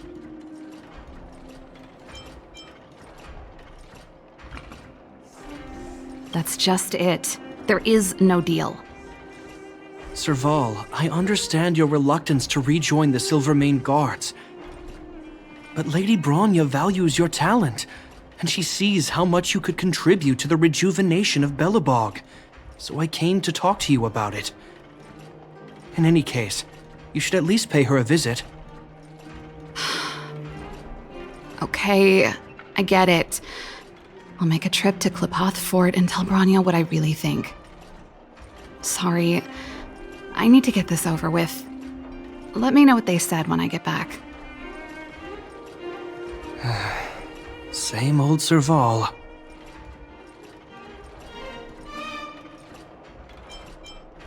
Join the Express?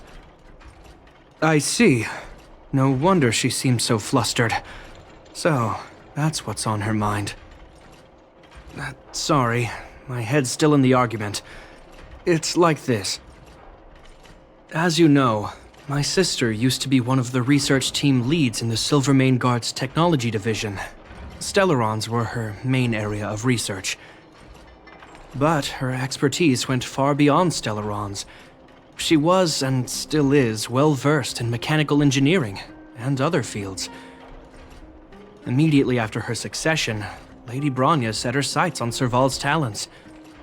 The Supreme Guardian wants her to resume her technological research and be a shining light for the revitalization of Belobog. However, you saw her attitude just now. I doubt her meeting with Lady Bronya will change anything. It'll probably just leave them both feeling dejected.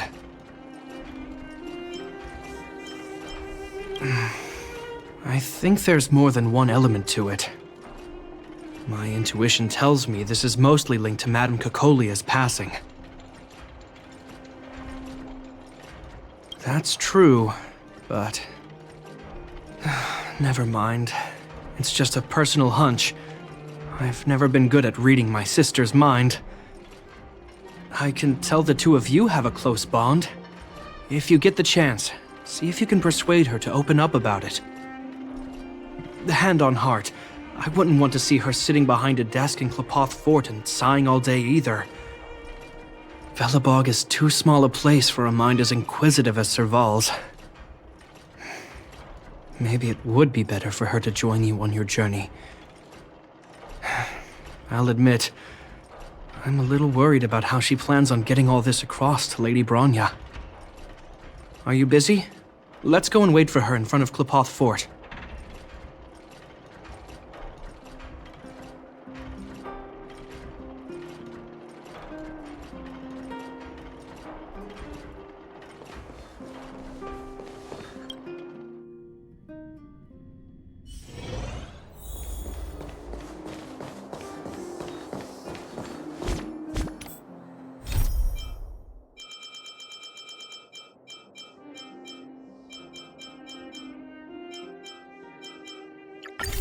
You know what I mean.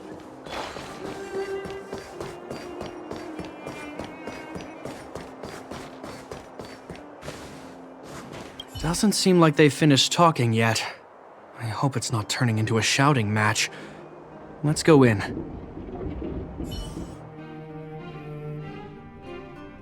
I understand your circumstances, Serval. I respect your choice. It was my mistake to make an unwarranted request without considering your own wishes. Allow me to offer you my apologies. I hope you don't take this matter to heart. No need, Branya.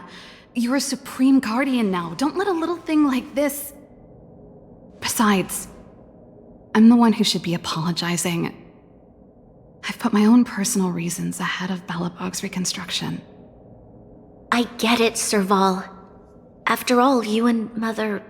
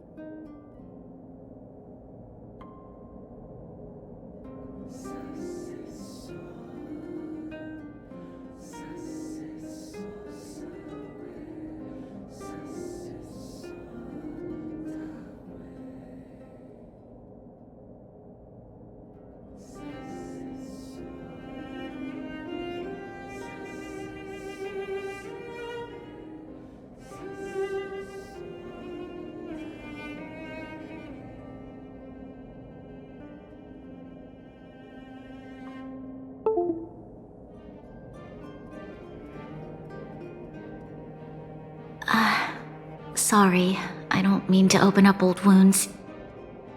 But there's something I need to ask you. This guitar, I found it after going through Mother's old things. She was never a music lover, so I thought this might be connected to you. Cocolia, you... Huh? It's nothing. You're right, it does belong to me. In fact, it once belonged to me and Cocolia. It was our shared treasure. If you don't mind, Rania, could I take it back to the workshop? Of course. I'm sure there's a story behind it, but that's between you and Mother. I won't pry. I hope you have an amazing journey, Serval. Do remember to visit home when you get the chance. I will. Thank you, Rania.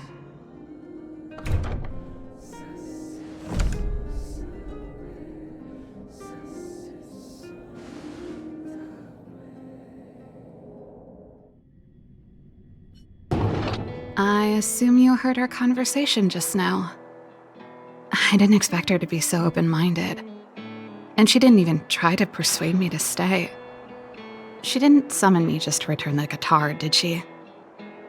I wouldn't rule it out. She's good at reading people's minds. She would have known that you'd never set foot in Klopoth Fort voluntarily. After all these years, I never thought I'd set eyes on this guitar again. Guess we're stuck with each other. If she did, I never knew about it. The story behind this guitar. It'll take a while to tell. When we were in cadet school, Cocolia and I were notoriously disruptive. We were always coming up with the next crazy invention. We called it exploring the infinite possibilities of new technologies. This guitar was one of those inventions. Cocolia came up with a name. The Super Electromagnetic Flux Player, or electric guitar for short. Don't believe me? Let me tell you, Cocolia and I shared a similar way of thinking back in the day. It's a bit of a mouthful, but I liked it at the time. It was a rock and roll name. I told you it'd take a while to tell the story. Let's get back to the workshop first. By the way, want to help me pack my bags?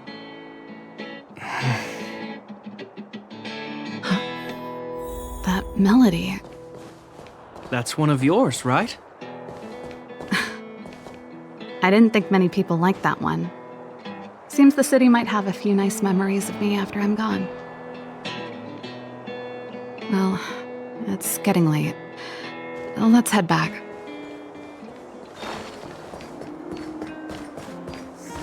Extra! Extra!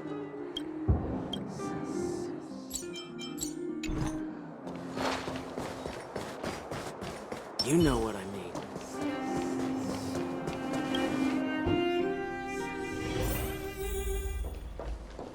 Now, what am I gonna call this new song?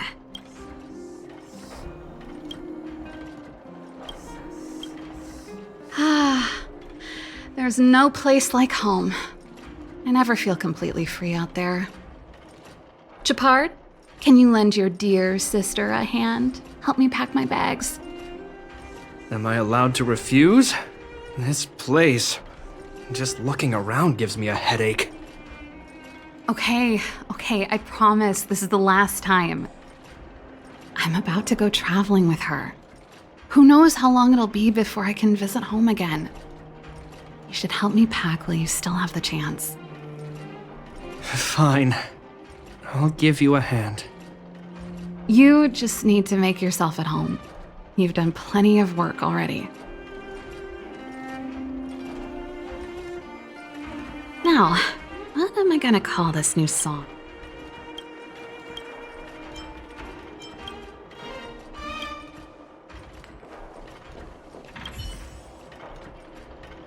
Oh, that's a letter I was gonna send to my mom. I haven't even finished writing it. There's nothing personal in it. Have a read if you like. You're still writing to Mom and Dad? Only to Mom. You know, I still don't get along with Dad. You know, Serval, if you're really leaving Belobog for a while, you should pay them a visit first. I'll think about it. And I thought I was messy. Looks like Japard's got his work cut out for him.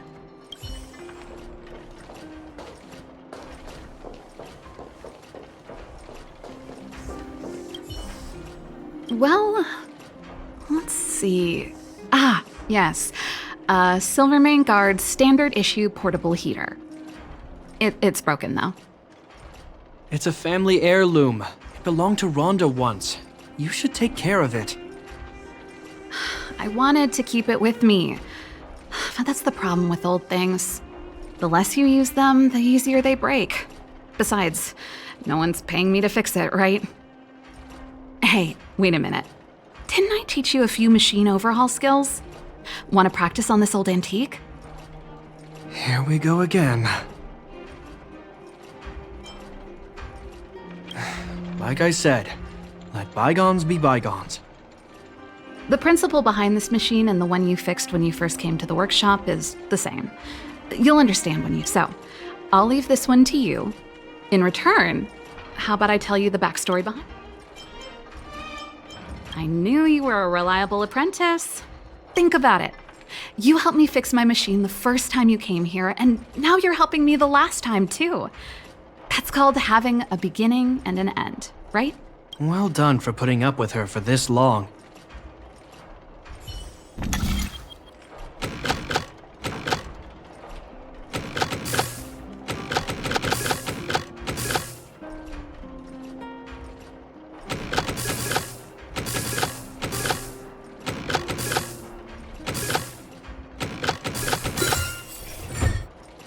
Wow, great job.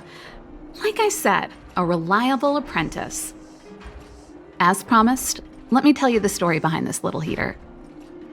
Its original owner was an ancestor of the Landau family, Rhonda Landau.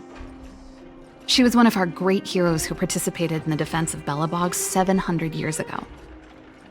The records tell that during the decisive battle, she led 2 Silvermane Guard brigades. She engaged the enemy for 4 full days and nights in the fight for the city. I still have the newspaper clippings from that time. I'll show you when I get the chance. 700-year-old newspaper clippings? That seems a little unlikely. I take that with a grain of salt. Even if they do exist, odds are she lost them. The clippings aren't the point. What I'm trying to say to you is that we have a lot of talent in the Landau family. Take responsibility for your choices and the people of Belobog. Every Landau is driven by that ethos.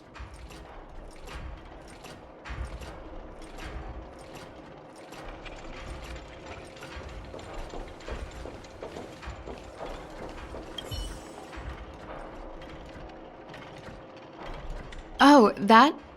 It's a botanical specimen. Little Lynxie sent it during one of her research trips. As for the name, I can't quite recall. Snowman's Palm. And little Lynxie is the youngest sister of the Landau family, by the way. Ah, yes. Snowman's Palm. My memory's the worst. It's the only plant here that looks like it's still alive. Hey, watch it! Anyway, this specimen means a lot to me, so I'm bringing it with me. Thanks for the reminder.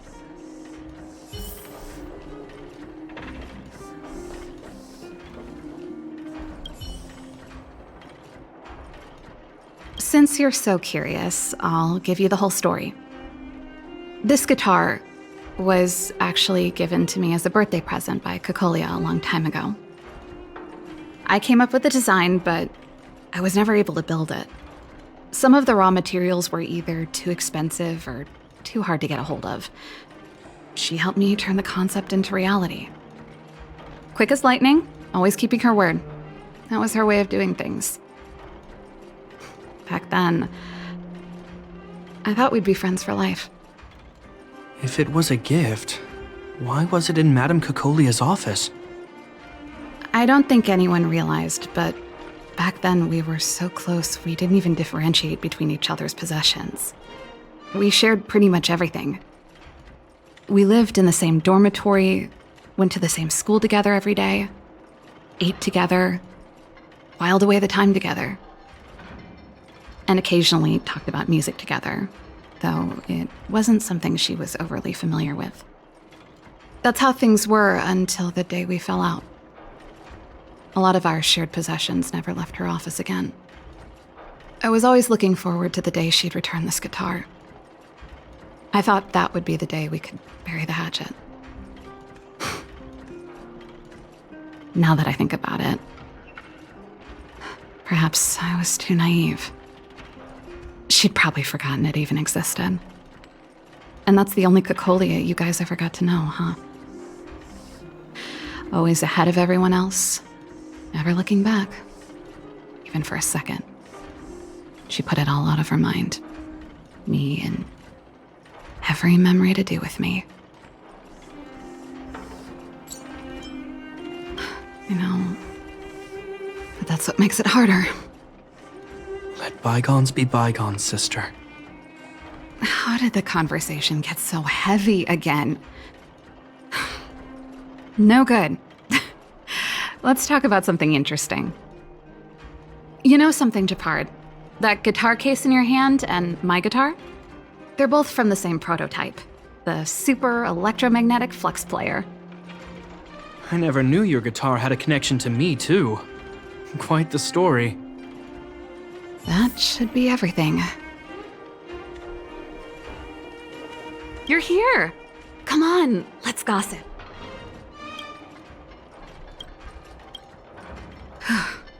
Finally. I think I must have left cadet school with about the same amount. No easy job. Serval, I want to ask you again. Do you really want to leave Belobog and go with the Trailblazers? Of course. This is a once-in-a-lifetime opportunity. I can't miss it. What's wrong, Japard? Oh, I see. Can't let go of your dear old sister, huh? Forget it. I don't want to complicate things for you. But before you leave, I have one last request to make. The garrison is heading down to the underworld soon, to survey the situation around Boulder Town. Why don't you come with me? Huh? You just said you didn't want to complicate things for me, and now you're sending me on a mission. Aha! You just want to spend as much time as possible with me before I go, right? No, it's not that. I've heard there are a lot of old energy hubs in the underworld, and you're probably the only person in Belobog who knows how to inspect them. Since you're leaving one way or the other, why don't you do the people of the city one last favor before you go? Even at a time like this, you're still thinking about the people. I don't know what to say. All right, I'll help you out. The first and last time the Landau siblings will work together. Thanks, sis. If you have the time, could you accompany the garrison? You're Belobog's hero. I'm sure you must be popular in the underworld. The Silvermane Guards will face less resistance if you come with us. Thanks. I'll contact you when the guards have finished their preparations. I'm tired of packing. Let's leave it here for today. Thanks for your help.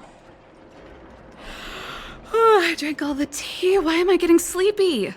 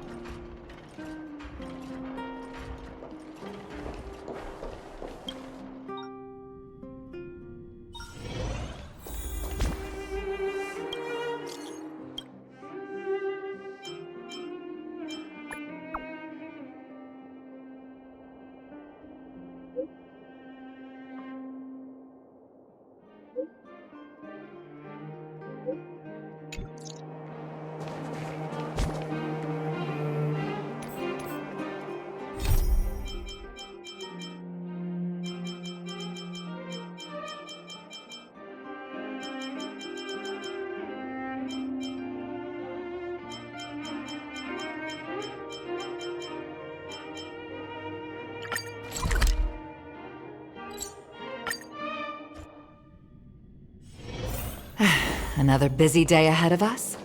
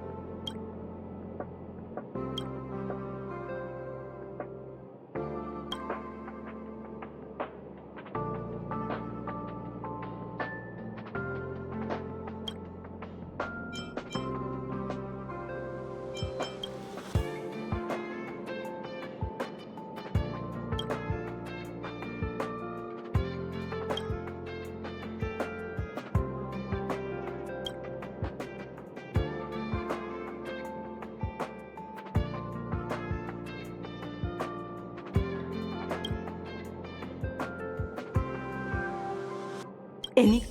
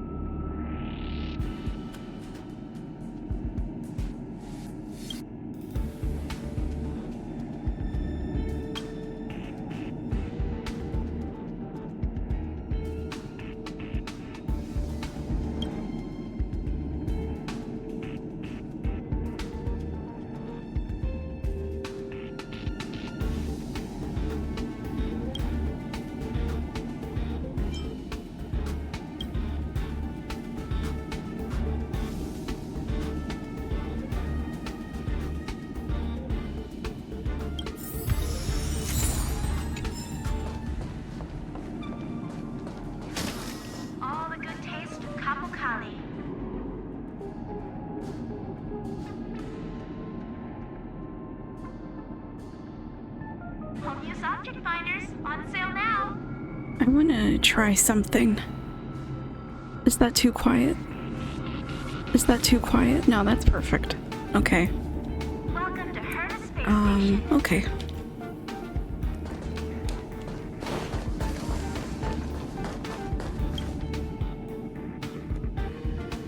The point of view appears to be falling into empty space without beginning or end. The camera eventually gets focused. Now you're looking at the vast hinterland of the universe through a standard issue navigation visor. In the distance is a bright blue dot, like a condensed water droplet. You recognize it as the Herta space station.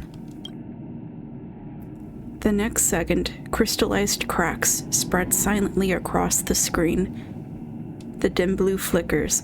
Monsters spread all over the sky.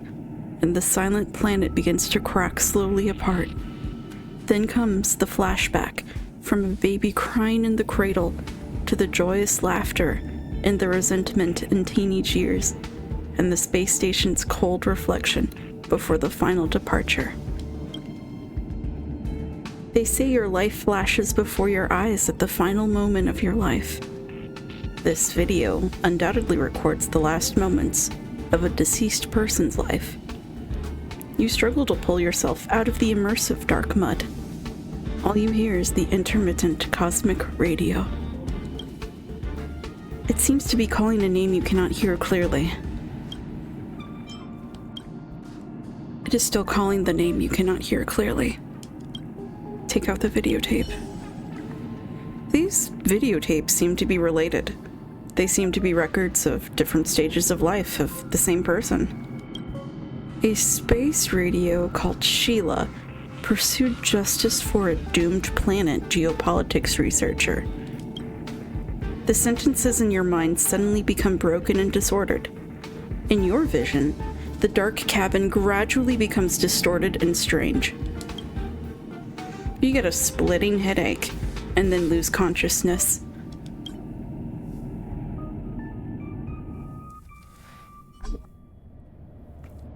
This is the medical cabin of Herta Space Station. You fainted because of contact with improper information. Can you tell me what information you've been exposed to? The life of someone who fought against the Legion. Also the life of a person named Sheila. Whatever it is, I have cleared the mental contamination for you. Now, you'd better go for a walk and see if you have any other symptoms. Come with me.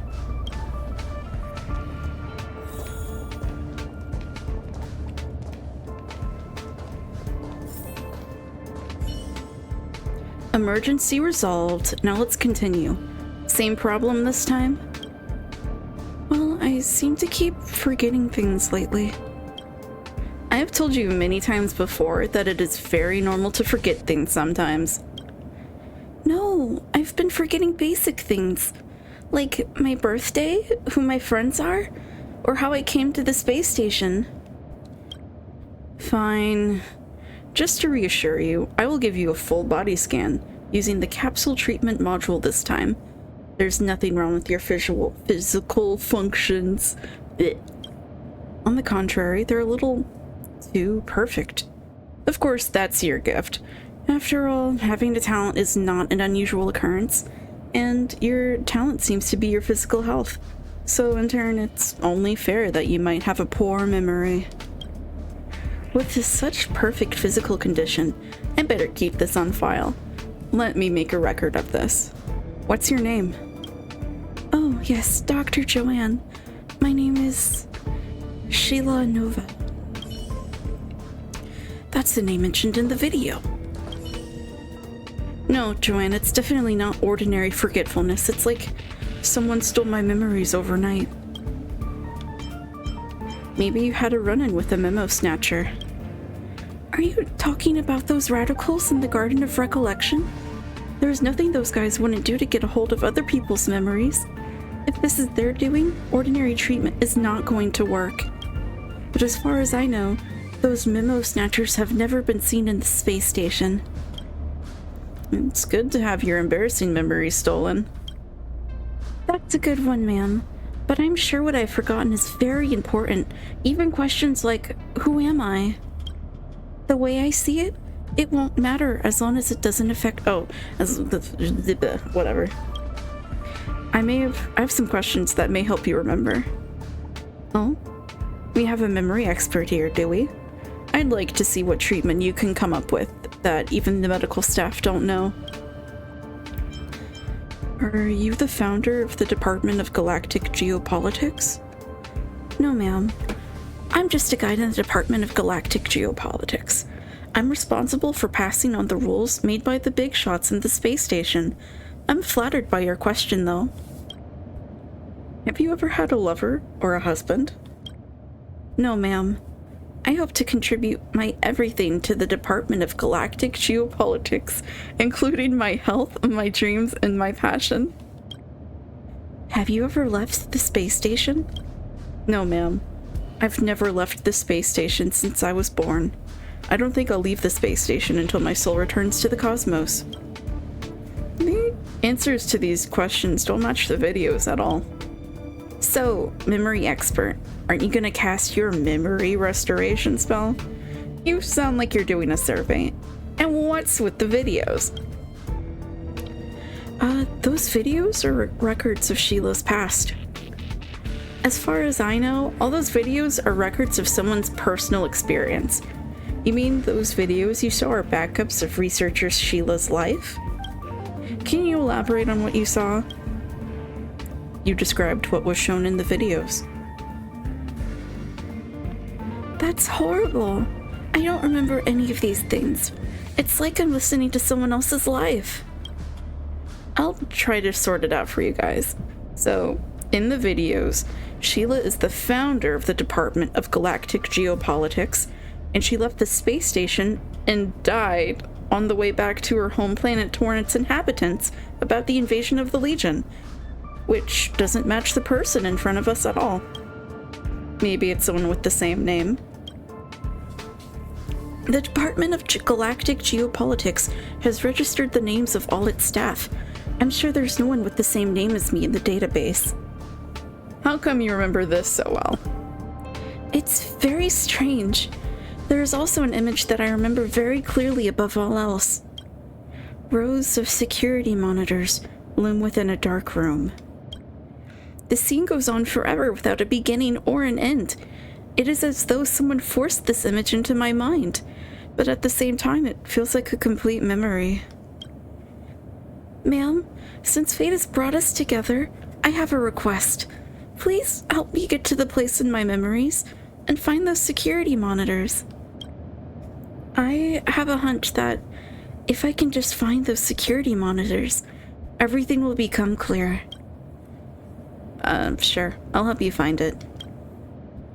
Hey, don't forget, you are both patients. One has short-term amnesia, and the other had a temporary disturbance of consciousness. If you can't find this remittal, then maybe I am losing my mind.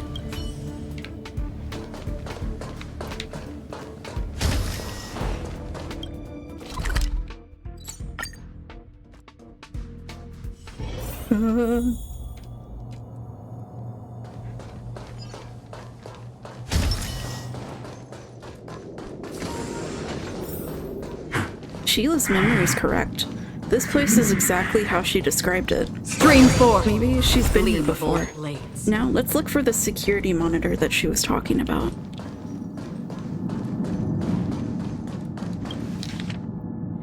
Oh, fuck, do I want to read all this?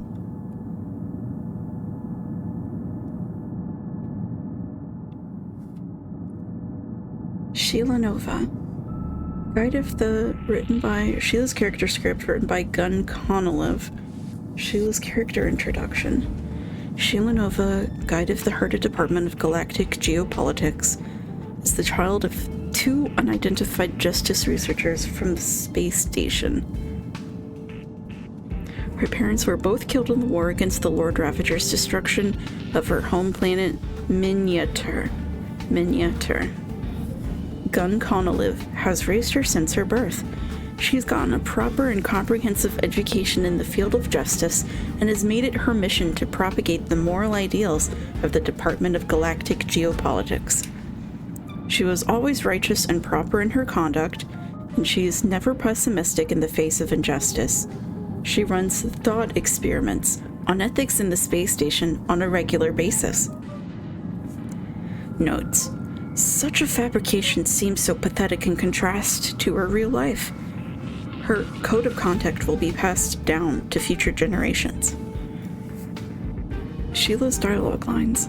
1. Smiles, my name is Sheila Nova. Elegantly, I am only a guide in the Department of Galactic Geopolitics, in charge of enforcing the regulations established by the space station's leaders on a regular basis. Enthusiastically, I pledge myself to the Department of Galactic Geopolitics and to justice itself with my health, dreams, and greatest passions. Sad. I've never left the space station since my birth. I don't think I'll leave the station till my soul returns to the cosmos. That's everything she said. When she answered my questions, yeah. Oh, go back. Is someone watching her and reading her dialogues? Or is someone controlling her speech? And this gun Conolive, what experiment was he talking about? I have to get this information to Sheila as soon as possible. Then we can work out what the secret is.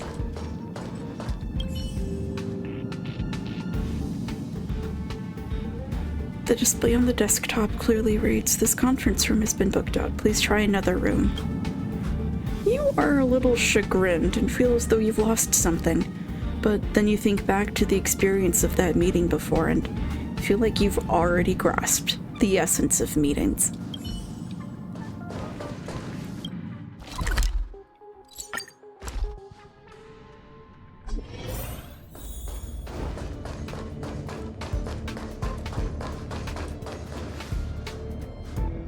Oh, you're too late. Everything's been dealt with. I found the information! Gunn from the Department of Galactic Geopolitics came and temporarily took over the authority of the medical cabin, saying he knows how to cure Sheila. In return for letting him use the medical cabin, he helped our department compile a list of patient confidentiality clauses.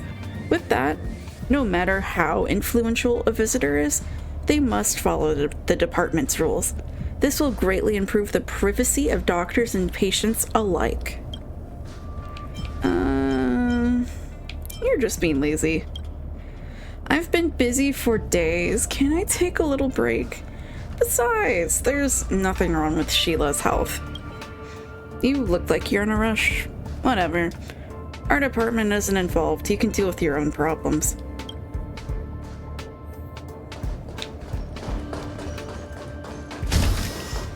Hello. I'm performing treatment on this young guide from the Department of Galactic Geopolitics. Do you two have a good reason for breaking in here? This is treatment? There was a little accident, but nothing serious. She seems to have temporarily lost consciousness, but her vitals are okay.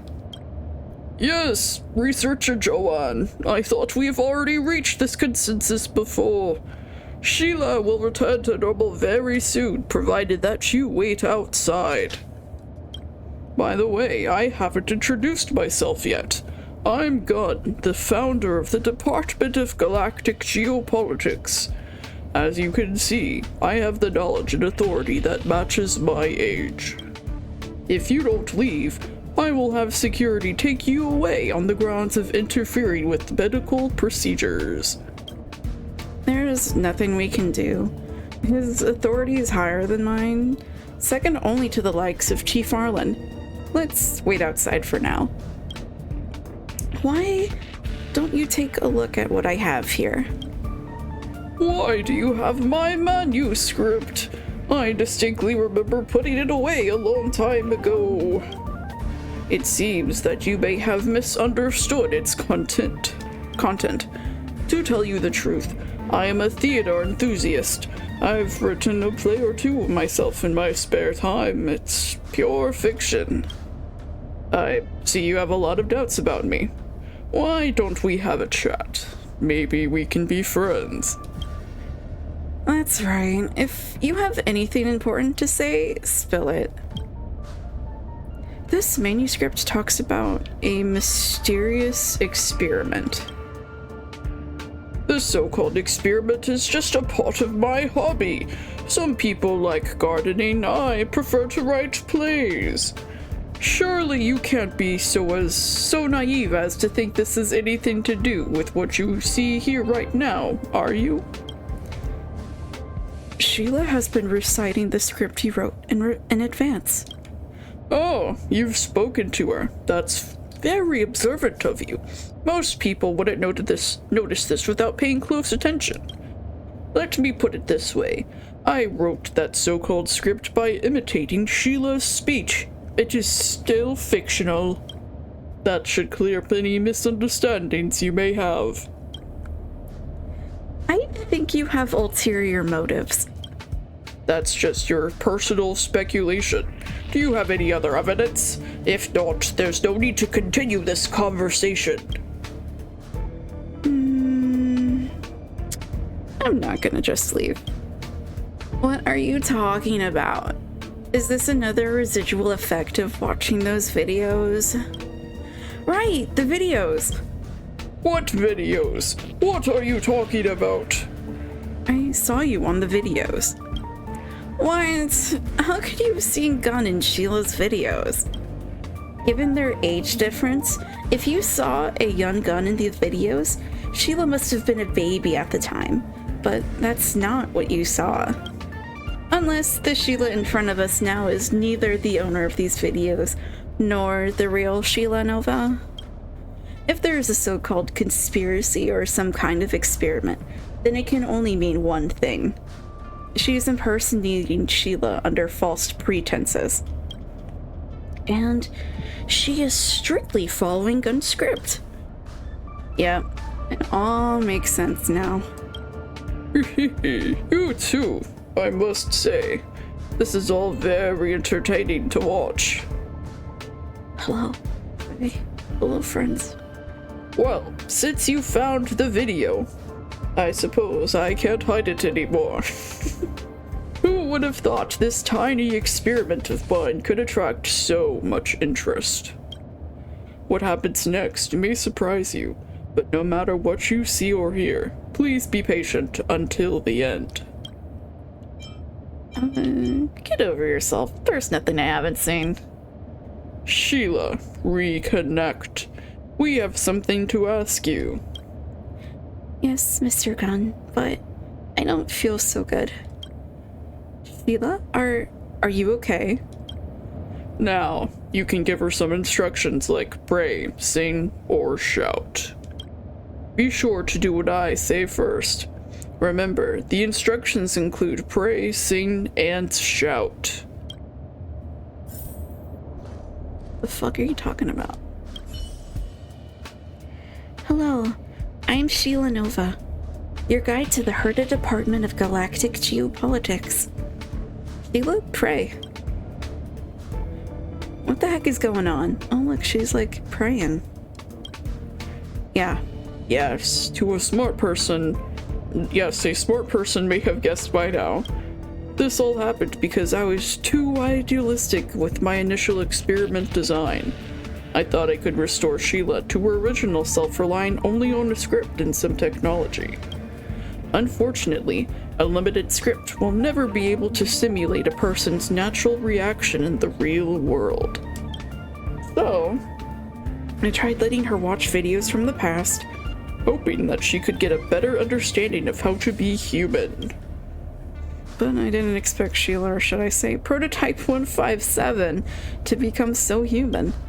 She started to think more and more like a real person.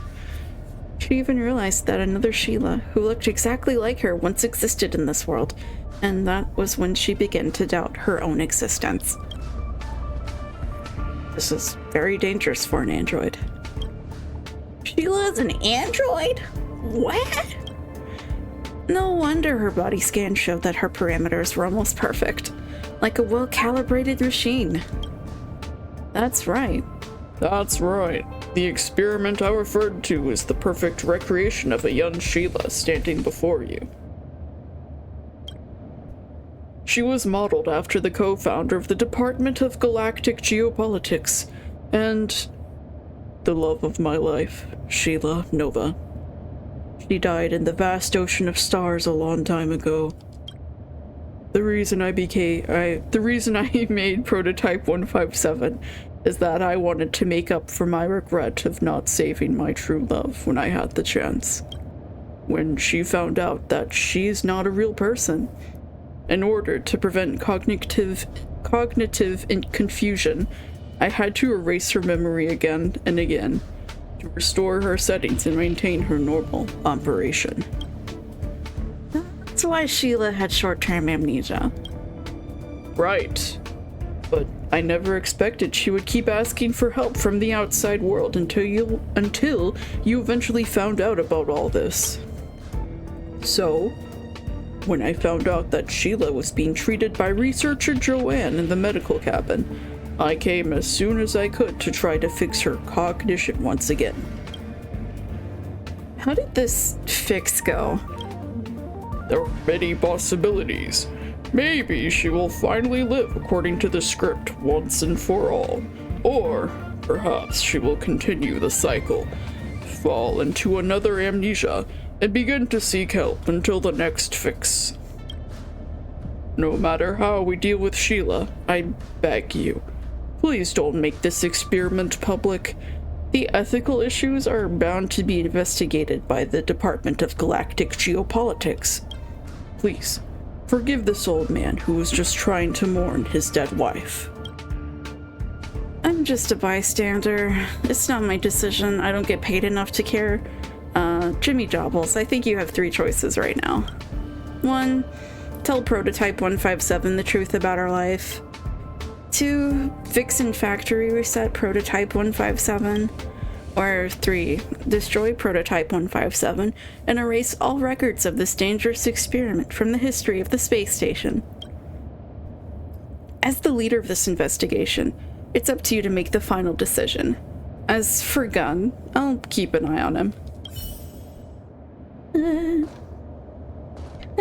Jimmy Jobbles. Have you really thought it through? Please destroy her. Your wife is dead. There's nothing that will bring her back. I'm sorry. This would go against my original wish of mourning my deceased wife, but considering the risks that Prototype 157 poses, should she become out of control, I must admit that this is a safe choice. I promise you this, when I leave, I will choose a quiet time to bring 157 with me to the disposal site and destroy her there. Don't worry, no one will find out. After all, it is the place I am most familiar with, outside of the conference room. My countless previous failed experimental objects sleep there. I'm Boba. Dunn carries out your decision and leaves the medical cabin in silence.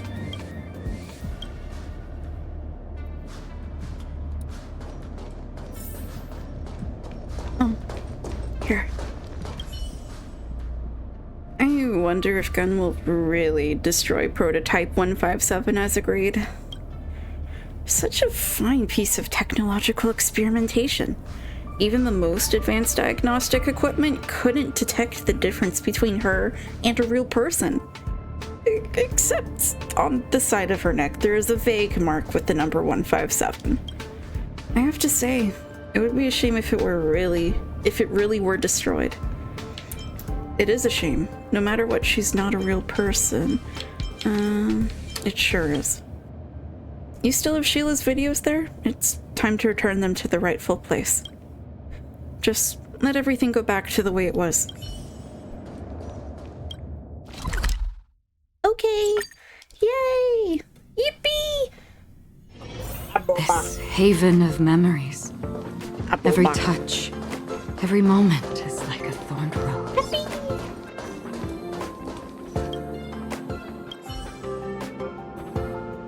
Experience other people's lives with your very own eyes. That is the charm of those videos. I brought them all back. 3, not one too many. You've worked hard, young one. Sit down and have a rest. In return, I want to tell you a story I heard God knows when. You want to hear it? Yeah, sure. Once, in the Department of Galactic Geopolitics, there were 2 well-known young people. Though, it doesn't sound like a real grandma at all.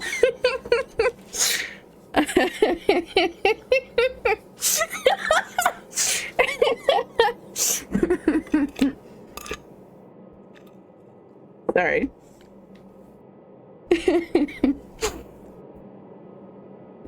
They were not only comrades in arms with similar interests, but also a couple who pushed each other to become better.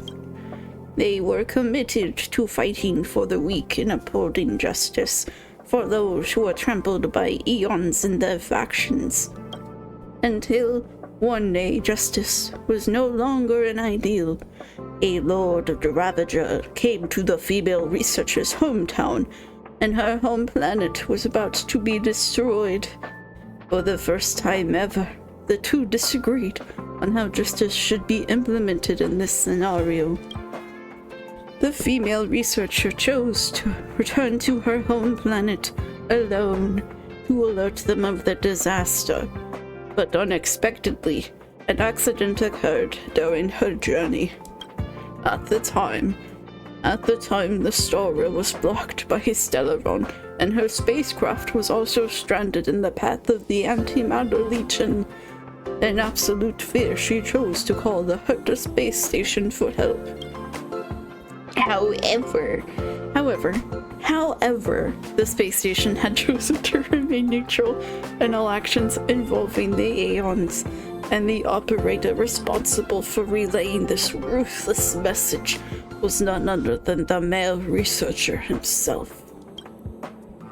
Through the radio, he personally witnessed how his stranded lover ran out of oxygen in the damaged aircraft and how she slowly died, drifting into the endless darkness. For some reason, this tragic story just came to mind today. Thought I'd share it with you. She gave her life for justice. Yes, she was a real hero.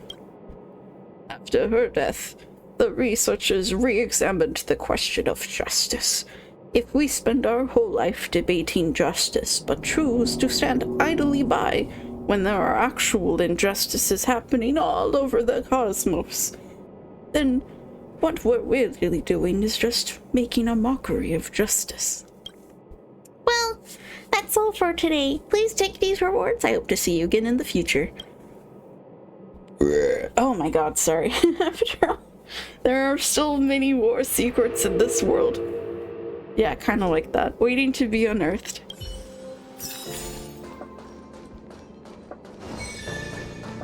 Apple pie.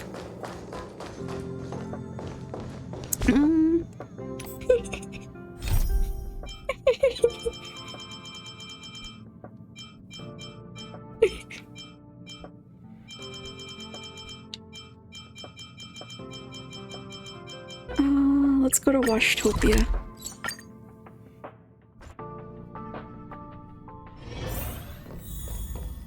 How is everything? If you're ready, let's head to the Washtopia. Okay. How's my Trailblaze level first? I want to get all of my rewards. Thank you. Thank you. Thank you. Oh wait, I wanted to... I think I have enough to roll on something. Yeah, I do. Whoosh! I forgot about the Trailblazer rewards the other day, and I had like plus 14 to collect. Yeah, but don't forget about him. Talk to Pom Pom. He's in. He has stuff for you. Please go back to him.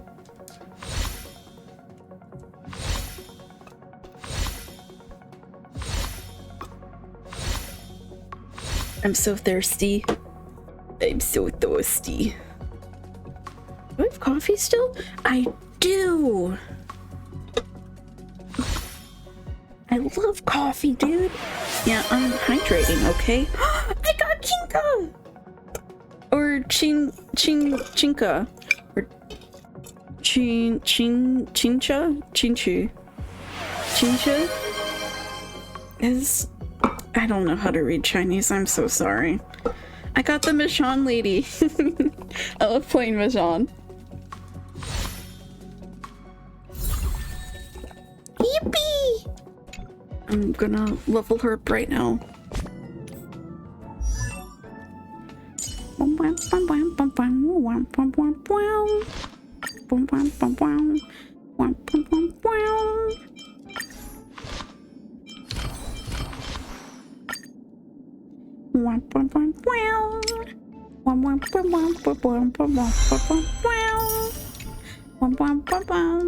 When life's all go, the trick is to steal a bit of downtime, right? You're so true. So true, bestie. When life's all go, the trick is to steal a bit of downtime, right? It's so true. You're absolutely right.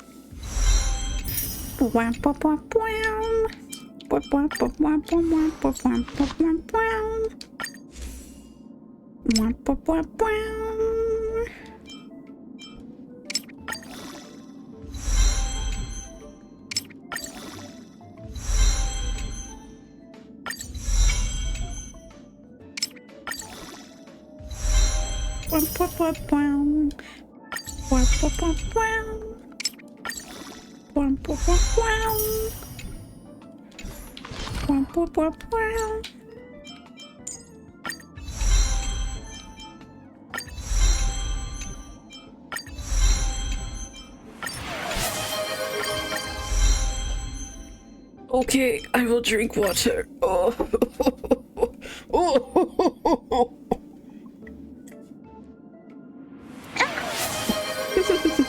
Thanks.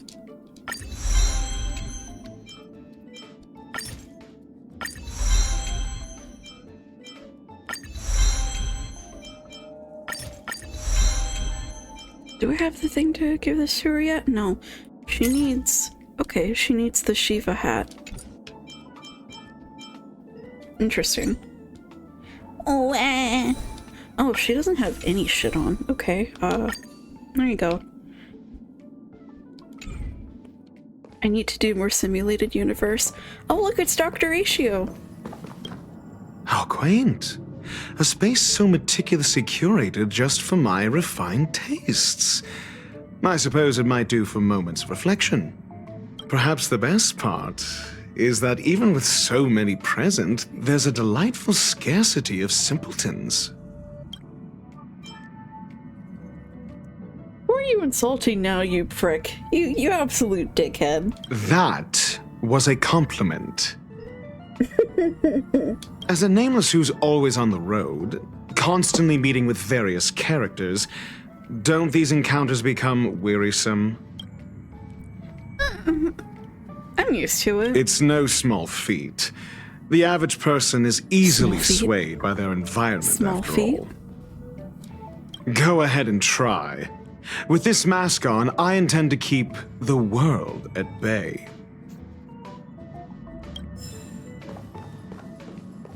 Yeah, I'm having trouble with World 3 too. As well, I should say. I'll worry about it later. It's probably something that I'll do off stream. Because it takes so much time. Or actually, I don't really have standards. I might just do it one of these days. Pom-Pom. How is everything? If you're ready, let's head to the Washtopia. Yeah, okay, let's go. Oh, I'll have to fight someone.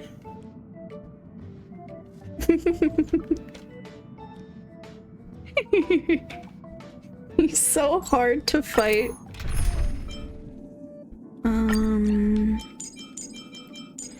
Destruction, fire, ice, and we'll bring...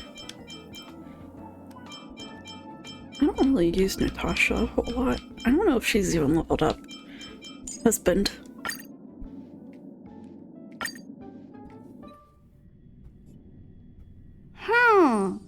Something seems off. Pom-Pom already selected a route. Is something wrong? We've seemingly gone off course. Strange. Pom-Pom's navigation is always precise. Okay. Stay vigilant. There might be a magnetic field nearby interfering with the Express's navigation system. Let's take a look in the control room. I agree. Japard is very wholesome. Until you're fighting him. So...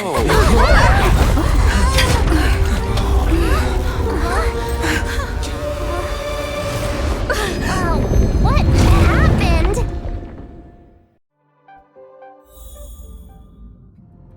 What's happening? Did you see that huge shadow? Everything outside is red. What's going on? Have we? It's a space traffic jam. Look at all the rocks. This is serious, you know. Even Mr. Yang looks surprised. That's not something you see every day. March. The Express encountered an obstruction. The disturbance triggered a chain reaction. If Don Hun could, actually say Jimmy Jobbles, I think I would cry. The Express was struck from behind by another vessel. Oh, yeah, it is a traffic jam. Come on, March. How do you crash into someone in space? It's more likely than you think. Another vessel in our vicinity encountered the same obstruction and was unable to control its velocity. After the collision, 2 individuals found their way onto the Express. Who's that behind you? Is that the fucking the plant Rizzler? Look, it's him. That's not Himiko. We have guests. Guests? I don't think they're here for tea. No, it could be. They appear to be friendly. Well, if they're here to stir up trouble, I'll teach them a lesson. Let's go check it out. Hello? Oh, there's a butler and the plant Rizzler. Another anomaly in this shining universe. A blooming splash of colors. You are truly beautiful. A lady? I offer a sincere compliment. You're akin to a flower in winter. Oh? Another beautiful soul. And I'm human garbage. Hi. Allow me to introduce myself. I am Argenti. I belong to the Knights of Beauty. May I know your names? You'll find them out eventually. Galactic Baseballer. What? Please don't do this. He seems like a good guy. He seems like a Hi, Argenti. I'm March 7th. Such a robotic response. Oh, hello. There we go. An honor. I was just explaining the significance of beauty to this foliage. Right. Pardon my abruptness, but I have a habit of asking questions. As fellow beings of this universe, are you acquainted with Idrilla the Beauty? No, but I imagine you'll tell me about her. Or it, or him, or they. Idrilla? The Knights of Beauty travel from planet to planet, spreading the beauty's glorious reputation across the universe, so that every being may know of their existence. There. We strictly adhere to the commandments of our faith, tempering our physical forms and upholding our honor. Oh, try Clara, Fizz, Trailblazer, Serval, Natasha, or any healer, and make sure they're at least level 45, and Light Cone's level to 40. Oh yeah, Moongeist definitely has Clara. It was like the first 5-star that she pulled, I think. Wait, aren't you here to help? Yes, though not exclusively. Just as I extol the beauty in this foliage, what I anticipate is an encounter, a collision and exchange of minds and philosophies. Are you saying... Oh my god, are you saying we're also beautiful? Oh my god! Do you doubt such an assertion? You need not, young lady. You did just compliment a plant. Both my words and actions come from the bottom of my heart. You are indeed beautiful, like flowers blooming in the morning sun.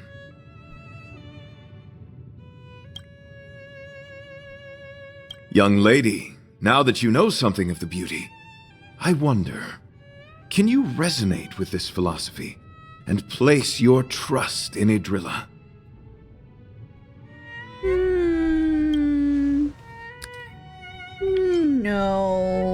No. I understand.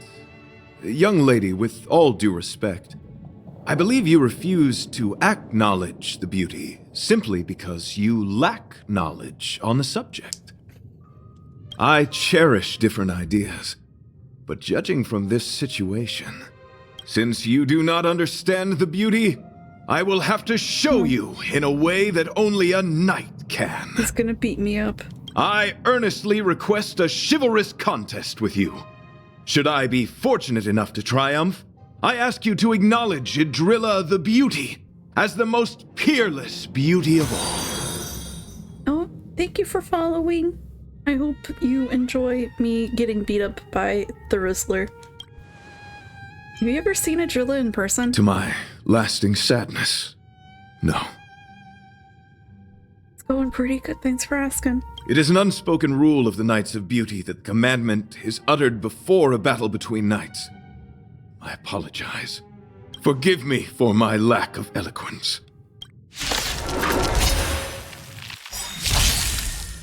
What are you fighting?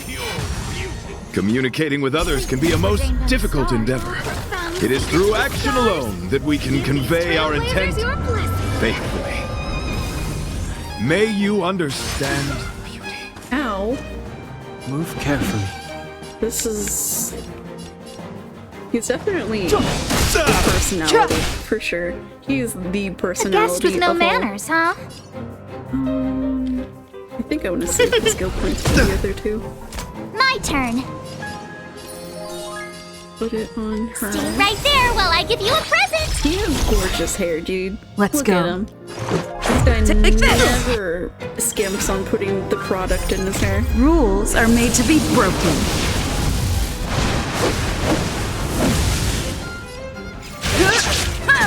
The flesh wound! Oh, they're still up?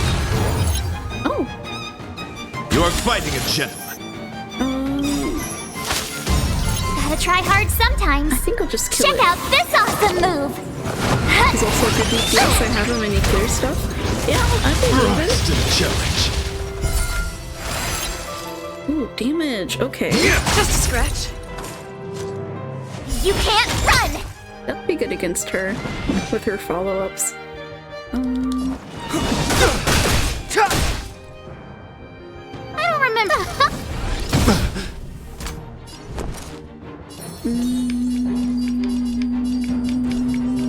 With me out here, how can we lose? I should have saved it for her. Oh well. My gallant friend, put forth all your might. Oh, cutscene. Sorry to interrupt whatever's happening here. Yeah. Forgive the interruption, but I just spoke with Himiko. The situation is more urgent than we imagined. Okay. I have to teach him a lesson, Mr. Yang. Come on. Take it easy. There'll be plenty of time to fight later. Okay, people. My deepest apologies, Mr. Yang. My concentration has been solely centered on my conversation with her. Now, it is only fitting to disclose the main reason for my presence here. To work jointly in resolving the crisis before us. I was piloting the one and only through the galaxy when I discovered Velite, an IPC worker who accidentally fell into a huge cave, from which I saved him.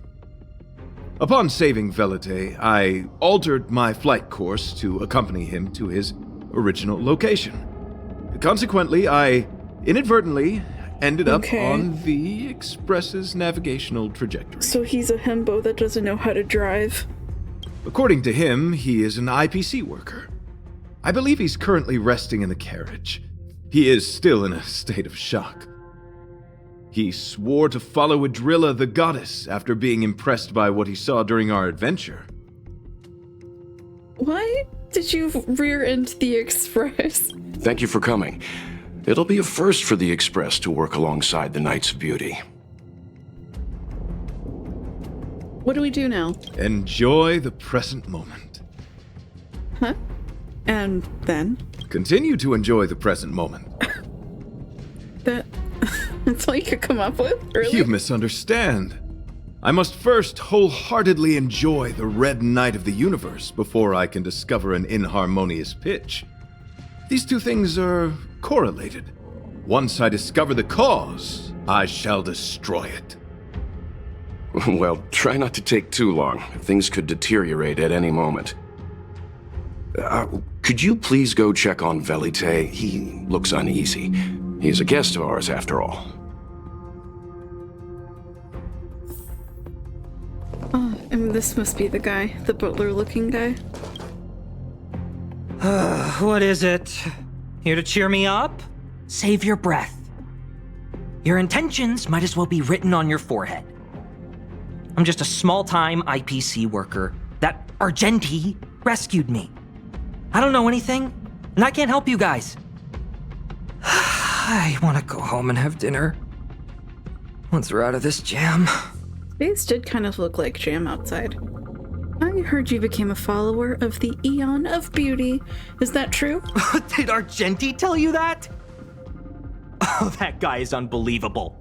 Before he rescued me, he said something like, "You must pledge to acknowledge Adrilla, the beauty, as the most peerless beauty of all." I told him I'd marry her if he'd liked, as long as he got me out of that stinking cave first. And he refused. I couldn't believe it.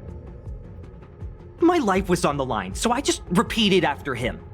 Adrilla, the beauty, etc. It's you get the picture. Adrilla, the beauty. Then he corrected me. It's Adrilla, not Adrilla. Who came up with such an awkward sounding name? I'm a pencil pusher. What the heck do I know about the Eon of Beauty? You know a lot about But falling of into course, caves. I repeated it again in order to survive. Adrilla the beauty, the most peerless beauty of them all! Just like that. Can't you be more positive? Do you think I like being negative? My friend, this is what's known as falling prey to the grim reality of life. Understand? When I was young, I assumed my life would be like a novel. I wanted to be a pilot, flying through outer space, exploring the universe in a grand spaceship. But then my parents told me I'd have to work for the IPC and make a bunch of money to fulfill my dreams. Does working for the IPC stop you from pursuing your dreams? Enough! This is a painful topic. I gave up my unrealistic dream of becoming a pilot and worked for the IPC instead. I guess I'm living the life of a supporting character now. I mean, just like that, But kind of. after running into Argenti, I had an idea. Perhaps I could make some money with him and turn my life around. He's tall, handsome, and a knight. Packaged and marketed the right way, I'm sure he'll pique a lot of interest. Honey, that doesn't mean anything unless I see some insurance right now. You crashed into our train. I told him about my idea, that he could advocate for the beauty while also incorporating currency as a notion of beauty. That would allow him to preach more efficiently. He was very impressed. I'm planning to contact the marketing development department as soon as I'm off the Express. He'll make a great IPC product spokesperson, and I can be his agent. Now, the question remains, will this guy shine brighter as an image-focused idol, or should we showcase his formidable talents and mold him into a powerful star? What are you talking about? It's called facing reality, embracing it, and then conquering it. So when can I get off the Express? I need you guys to solve this traffic jam problem ASAP. Come help us, pretty please. Don't use that tone. You're trying to guilt trip me, aren't you? All right. I have nowhere else to be. Let's go. Oh, that was easy. No, Pom-Pom, Peyton! What was that sound? Did someone scream? Oh, he's perfectly fine. Pom-pom. There was a strange sound. It was terrifying. Did you hear it? Pom-pom knows the express inside and out. It definitely wasn't the train. Is it possible that the jolt just now damaged the express? Did something manage to sneak in? Do we know where the sound came from? It sounded like it came from the passenger cabins. Or the conductor's cabin. But those are in opposite directions. How about we go check our own rooms? Remember to check under the bed. Read the room. Enough with the mean jokes. Now's the time for action. I'm gonna go check my room. If there's a problem, I'll let you know. March has a point. Pom-pom will go check the conductor's cabin.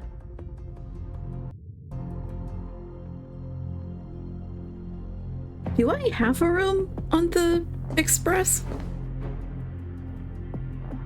Okay. Is that me? That's her. What's she saying? I know your past.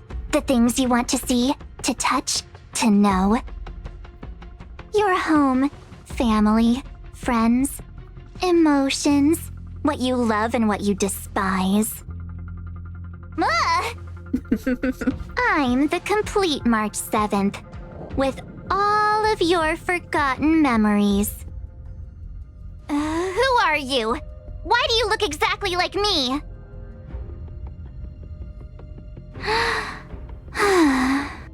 She did just Why answer did you stop your question, talking? March. Oh, what kind of creepy? March, can you hear me? Huh? My phone. Himeko, there's something really weird happening. I know. March, get out of there right now. But...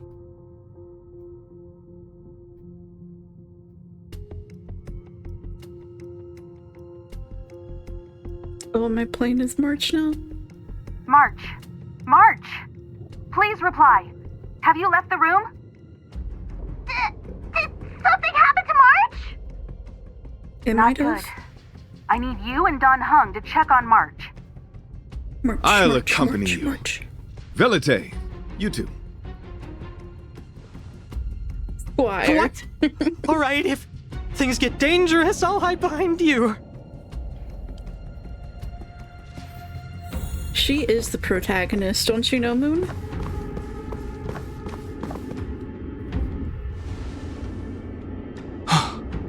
It's an insect? The swarm? Ugliness. The inharmonious pitch has surfaced. Honor compels us to vanquish Wash this it. dissonance. Kill it. Murder it.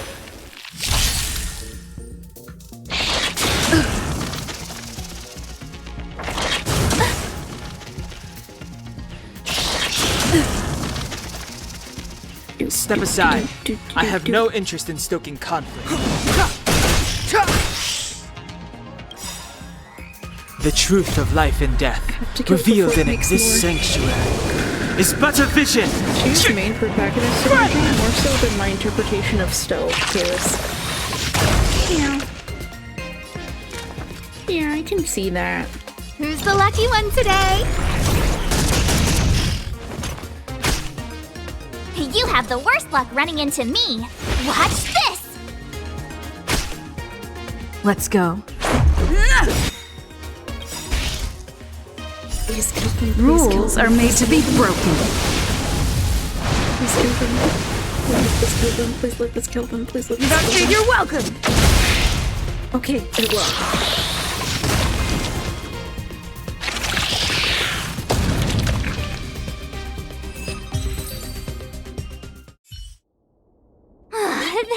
That was so scary. It was like a long-lost twin sister had suddenly appeared out of nowhere. I can't believe it was only a bug. I did not envision seeing true stings again. Huh?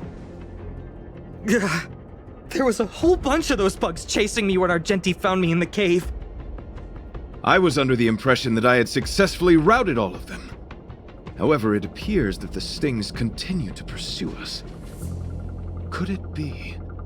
Velite, perhaps you still bear sting pheromones on your body. I guess we are gonna have to throw them off the express. Farahoo? What is that? Is that bad? Yes, I've read about true stings in the databank. They emit fibrous particles from their wings during flight, the inhalation of which can induce perceptual distortions and hallucinations. I'm afraid March may have inhaled some of these particles. That's why she saw another version of herself in the room.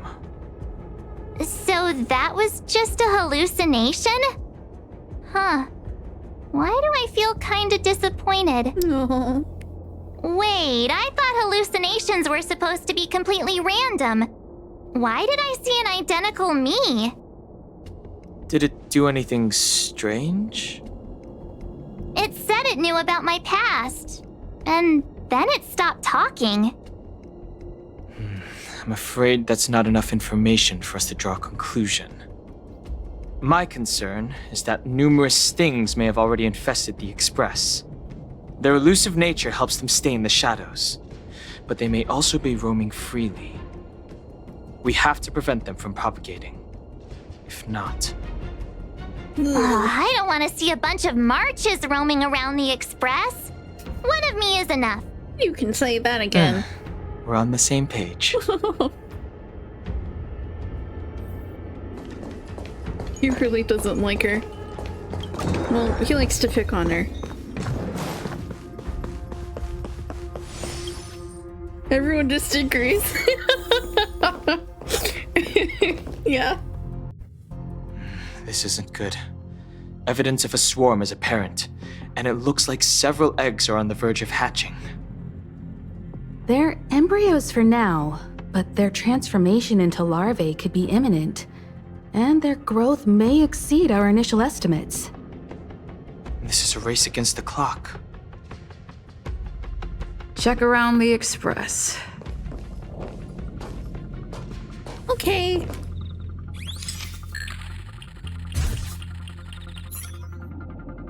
Egg. Now and then, you've wished for a world with less bewildering things. But the moment you discovered there was a real chance of them being eaten, your sense of justice prompted you to take down the enemy. All things considered, even if you have no use for it, you can't let it benefit another party. Okay. Music! You realize that the eggs here have started humming, creating a symphony of sorts, and it captivates you. You invariably notice that for some people, what they say sounds better than what they actually do. Driven by your sense of justice, you eradicated the eggs. Buzz. I have to scan Bomb Pom.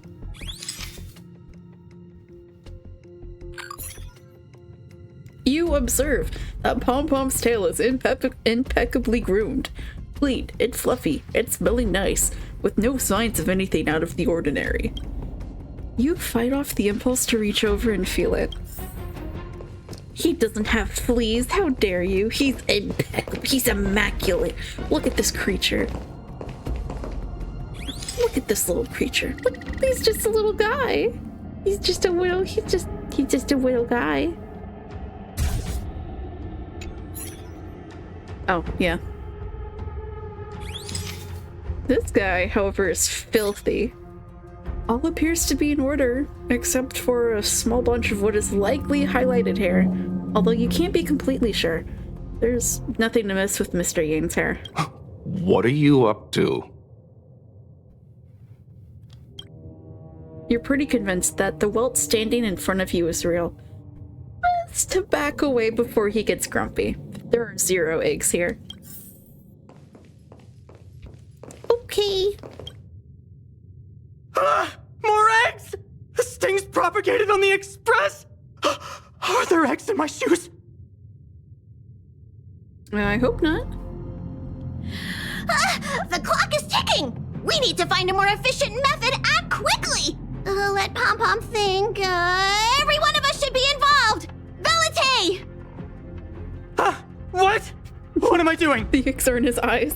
Use your brain and think of something! Well, as a conductor, don't you have any emergency procedures in place? Oh! Now that you mention it, Pom-Pom does have a backup measure. We'll need... This mobile express cleaner should come in handy. I was planning to use it to sweep the express's ceiling during spring cleaning. Okay. It's got a nifty wide-angle lens on it. Once we zip it up into the air, we'll have eyes on the whole scene. Not a single nook or cranny will be able to hide from us. I mean, I know this isn't what it's meant for, but we have no other choice. If you think you can do this, I'll start piloting. Watch carefully. I'll be cleaning out the nooks and crannies as we go. All right, let's do this. Where do you want to check first? The plant in the corridor. It's the very first thing that they interacted with. Argenti insists it's a potted plant with the ability to think. Fuck, you struggle to persuade yourself that this is nothing more than a typical potted plant, lacking any unusual traits that set it apart from regular flora. Yet, you can't shake the idea that the soil in the potted plant might actually be scrumptious chocolate powder. Worth sampling the next time around. What are you doing? Nothing. Under the car seats. You stare at the dark shadow cast by the car seat, imagining an eye staring back. You start to panic and want to get away. Nothing out of place here. You feel disheartened until you remember your duty to seek out the swarm. Time to search in another area. Nothing's wrong with the seat's red leather. You feel the urge to trace your finger along the edge of the seat's depression. No one ever appreciates the weight these seats have to uphold. Stay alert! Now's not the time for relaxing. Let's check nothing out of the ordinary here. Maybe we should check the faraway cars. What do you think? Okay. Stay focused. You need to check every corner. Okay. Yay! Mind if I take it for a spin? This little gadget could be the next big thing in spaceship cleanliness. Even Argenti could put his name to it. I'll jot that down. Let's carry on. Yeah, let's carry on. Let's go into March 7th's room, because that's where the bug was. March's room is pink and bright. Nothing's out of the ordinary. You find yourself counting her fluffy animals. You still awake? Yeah. In Hun's room. A knight and his bug knights. Nothing to see here. Hold on.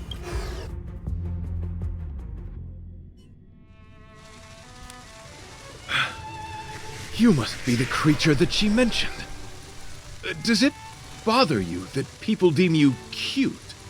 Believe me when I say that you are more than cute, my friend. You are a delightful ball of pure charm.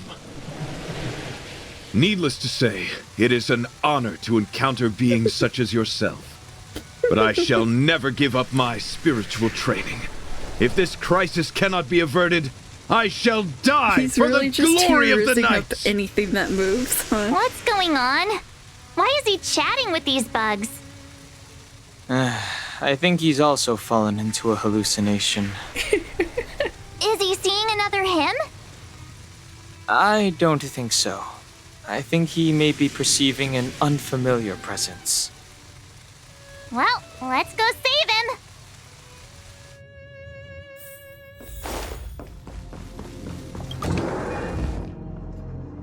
Beautiful beings! Are you disciples? He looks beyond saving. He could be in considerable danger. Let's proceed.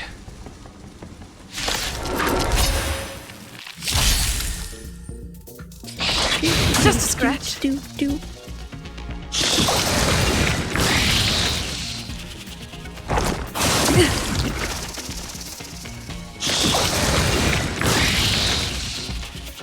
Clemency? Never heard of it. I'm gonna get rid of the ones that propagate first.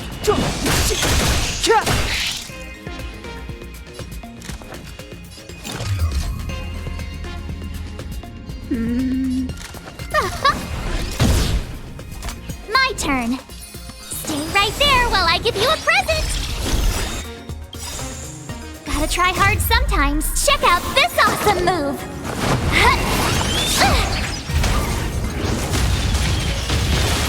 Okay, well that one's frozen, but I'm killing it this turn anyways. I hope I did not kill it. Actually, when it unfreezes, it might melt. That's really good. No.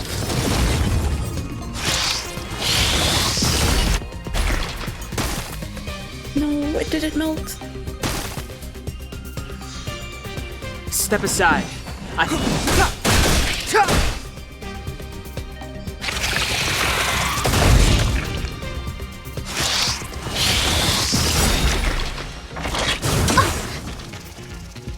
Stop puking on my friends. Look You're out! so mean. She needs With a me shield out for here, sure. how can we lose?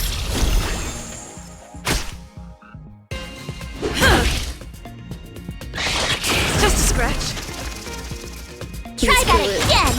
It's so close to dying. It's propagating. You can't run.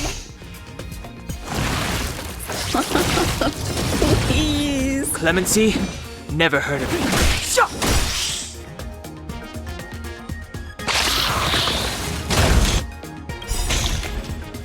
The truth of life and death, revealed in this sanctuary, is but a vision.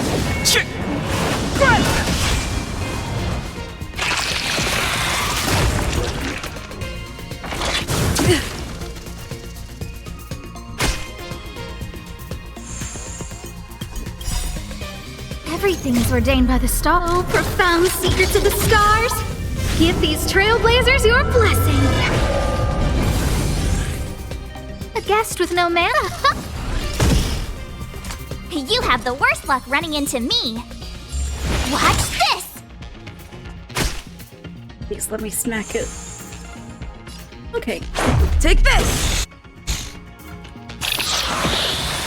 If that wasn't going to kill it, I still had my ult with the bat anyways.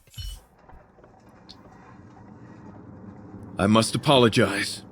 I cannot believe that such a beautiful creature was merely a hallucination. Its deceptive and threatening nature is much uglier than its appearance would suggest.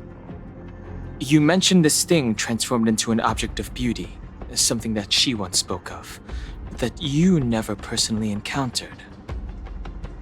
Yes, it was something she mentioned that I wanted to see in person. I see. This, together with the fact that March's hallucination claimed to know her past, suggests that these visions feed on people's subjective experiences and long-term sentiments. In order to take the form of what they personally desire. So, in Argenti's eyes, Wubbaboos are a thing of beauty. I guess. But my past isn't something I'm constantly thinking about. I have plenty of other dreams. That's not how it works. The desire to know your past embodies purity itself, a thing of immense value. I wonder if the dying words of those ugly menaces can be trusted.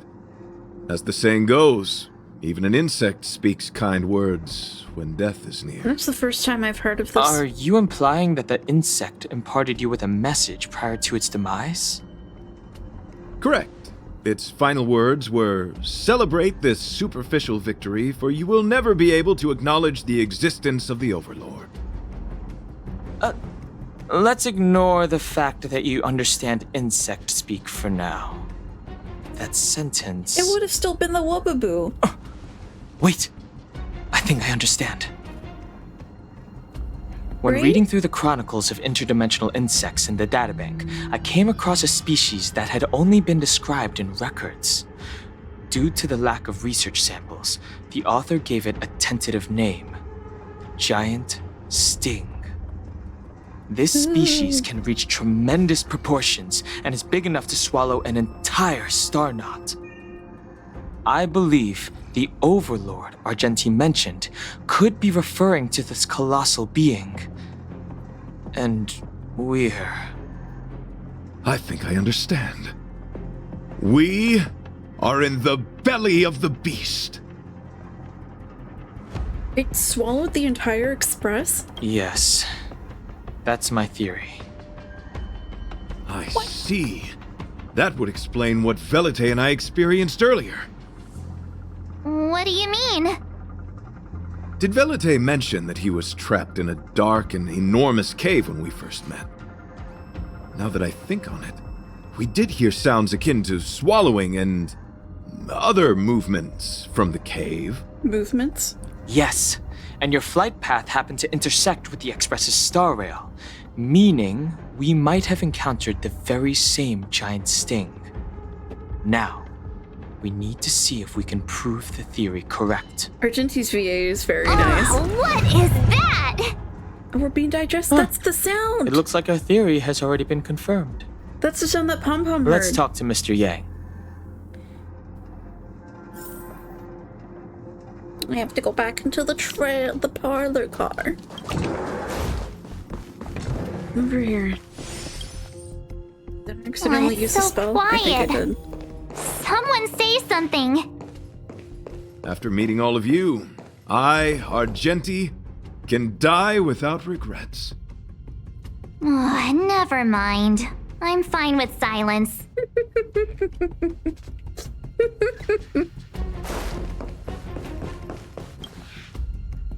How's it going? Has there been any progress? Let me explain the situation. Dan Hun tells Walt that he thinks the Express is being swallowed by the giant sting. I see.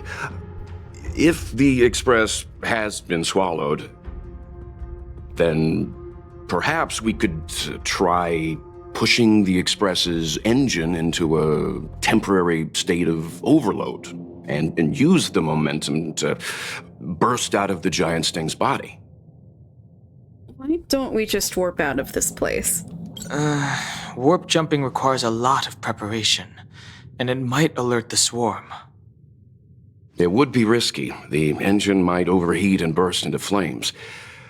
Still, I don't have any better ideas. I am not fond of this idea. Could it fail? In a word, yes. The outer components of the Express may well be melting in gastric acid as we speak. It would seem our enormous, hideous enemy is right outside. No. So my teddy bears and bunnies are gonna be liquefied by stomach acid? I've had them for ages. I need to find a way to save them. Let's stay calm. I need some time to check the engine with Himiko. For now, just try and take your minds off the situation. We're being forward. It's all right. We're in this together. Have you noticed? Morale on the Express is low. Yeah, I have to comfort them. It's all right. We're in this together. Thanks, Don Hun. It's rare to see March genuinely worried. But given the circumstances, maybe you could try reassuring some of the crew. The Express has faced all kinds of obstacles on its journey. Today is just another one. It's no reason to stop trailblazing. Such is the very essence of trailblazing. It is through these trials that we find wisdom and maturity.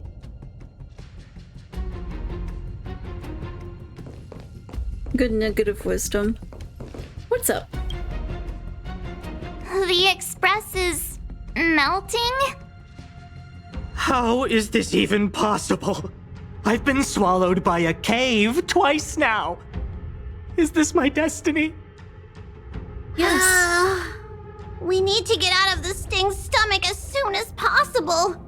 Pom-Pom doesn't want the Express to sustain damage. Everyone, just calm down. Calm yourselves, all of you. I'm bidding farewell to this Flora. After having made friends with all the beings on the Express, and having discussed the beauty with each of you, I can now depart this mortal coil without regret. Ugh, can you and the Fern get a room already? How can anyone establish a bond with a houseplant? Although, I guess you could say the same about me and my teddy bears. The Express is home to all of us. No matter what happens, we're in this together. Woohoo! You're back! Woohoo! Although I guess that doesn't change our odds. Who knew our first meeting would be our last? It's hopeless. I'll just spend the rest of my short life listening to your ramblings about the Express, I suppose. Nonsense! This won't be our last meeting. But I'm happy the Express has started to grow on you. Now, where should Pom-Pom start the story? Are you really about to tell a story? Look, it's been nice meeting you and all, and I'd love to shoot the breeze. But are you people really just going to give up? Velite, I will escort you to your destination. A knight always keeps his word. Don't assume you can reassure me that easily. I've got a heart of stone, you hear? Okay, that's enough. In times like this, we should be trying to give each other hope. You're worried about the Express, just like everyone else, right? No, the Express is strong. I'm sure we can think of something. Okay. I've completed the engine inspection. Though the warp device isn't immediately operational, I believe we can still manage brief spurts of acceleration. Unless there are any major objections, I'll begin preparations. Mr. Yang, one moment, please. I've suddenly happened upon an idea that might just help resolve our crisis. While the Express is being prepared, I would like to speak with her in private. Blushed? What? Seriously? Can't you just tell all of us? Were I to air such a proposition among you, verily, it would be dismissed in an instant. Yet, as a knight, it is my duty to aid the Express in resolving this issue. Oh, so you're a mind reader now, too? At this stage, any plan is a plan worth hearing. March, hang fire. Let's see where this leads us. Thank you. Alright, Rizzler, what you got? I apologize for being so abrupt. You must find me strange for wanting to speak with you alone. Yes. I will tell it to you straight. I have a strong sense that, as a knight of beauty, I have a duty to fight this battle. I propose that I disembark from the Express to confront the giant Sting directly. My strategy is to pierce its stomach with my lance, triggering spasms that may cause it to eject the Express. By yourself? It is challenging for me to articulate this phenomenon.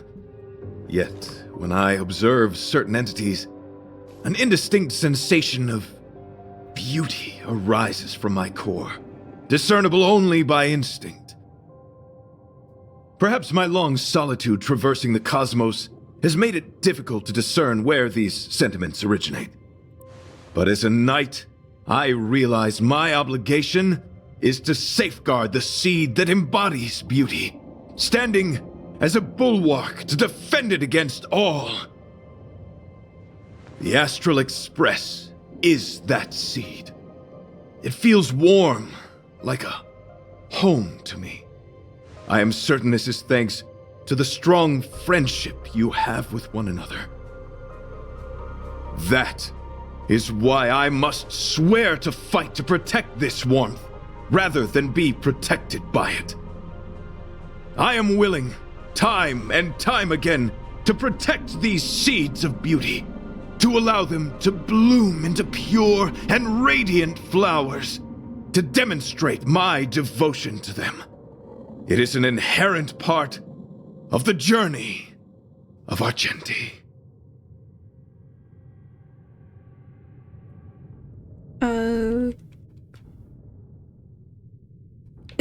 Idrilla? I don't remember how to say it. In the pursuit of defending beauty, I have bled into unconsciousness. Space whale! And in the ensuing stupor, I have witnessed countless times their traces spreading from beneath my feet, reaching into the unknown before me. Are they an eon? My rational mind tells me no. Yet my heart tells me to believe. In those past hallucinations, I kept running. Their footprints on the mire-ridden path moved me to a sadness beyond tears. And every time, I was a breath away from catching a glimpse of their figure. Are you fighting to protect beauty? Yes. Yes. This is my duty. Okay. It is a never-ending cycle of falling and standing up again. Each time I wander closer to death, it gets me closer to the path the beauty once walked. This is my vow as a knight of beauty. Why did you want to talk to me alone? We were interrupted halfway through our battle. As a warrior, articulation has never been my forte, yet I still needed to impart the remaining half to you. I apologize. I have been rambling. As I said, articulation has never been my forte. Let us return to the point at hand. Do I have your support? I support you, Argenti. Follow your dreams. You do? Thank you. Oh, look, he's so happy that I said I support him. Look at his little eyes. Your understanding is more precious than any treasure. I have faced many a traveler, encountered flattery and provocation aplenty. It is rare to find a spirit as pure I bet he as says yours. that to everyone. In that case, please forgive my inappropriate manner. Our friendship is new, but was forged in the heat of battle, which I only wish we had been able to conclude. I hope now we may conclude it still, that I may leave without regret. Okay, are we I shall fighting, prove my will with the blade, defend my honor, and uphold my dignity with the protocol of combat. Win or lose, I will accept the outcome, and thus bid you farewell. Okay, I guess I'm fighting My him friend, before he decides to, like, jump outside of the train. it is an honor to fight against you. Rules are made to be broken.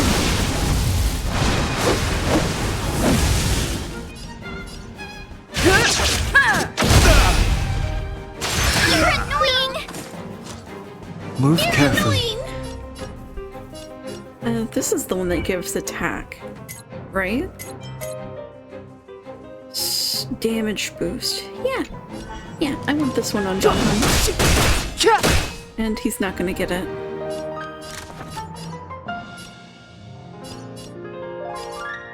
Look out! It's My probably turn. gonna go to her. Watch this! And you know what? That's fine. Because she just got her ult. It will Gotta try pay hard off. sometimes. Check out this awesome move!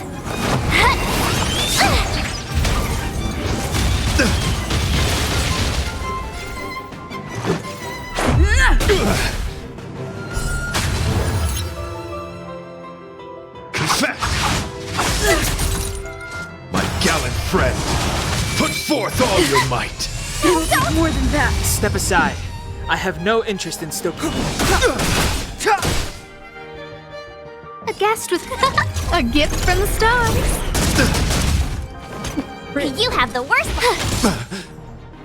Let's go.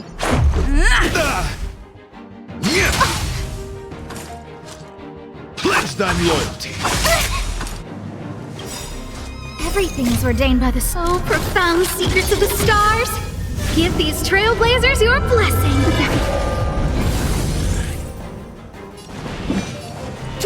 The flesh. The truth of life and death, revealed this sanctuary, is but a vision. I don't remember inviting you. Wait, this fight has like two phases. My turn. I just noticed that at the top. Rise to the challenge. Take this! I really don't want to use my ult. Behold, the symbol of pure beauty.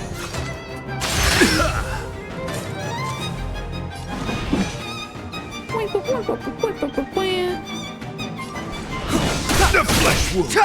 Here we go. Bear witness to honor.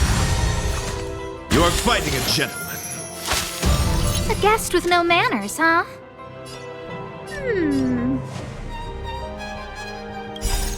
Rules are made to be broken.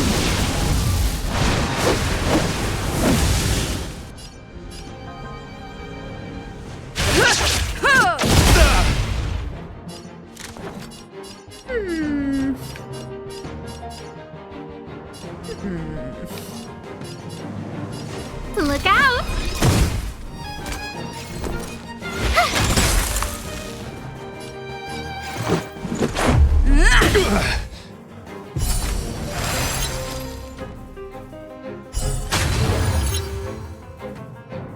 Confess, Go away! my gallant friend. We should Put probably forth start all your shooting might. them, or they are going to die.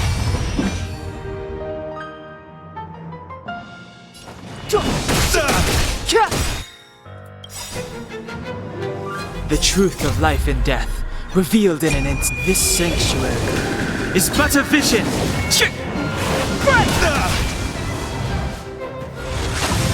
This more than that. Can't be. Good thing I used his thing. And Go away! thankfully that didn't kill her. Gotta try hard sometimes. Check out this awesome move!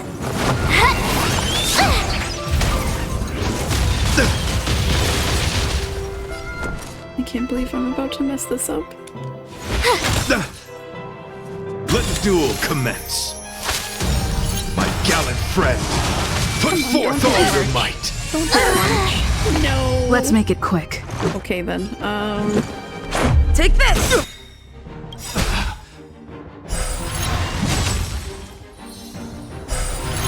Rise to the challenge.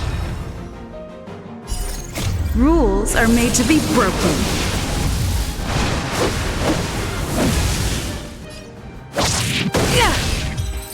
That works. Yeah, it's fine. I wasn't even close. First try. Your demeanor, strength, and the etiquette of your combat. I admit you have won me over. Save it. Extraordinary and enjoyable in equal measure. Encountering an opponent of your caliber proves the existence of the beauty. The end of our battle signifies my departure. The moment has finally arrived for me to bid farewell to the Express.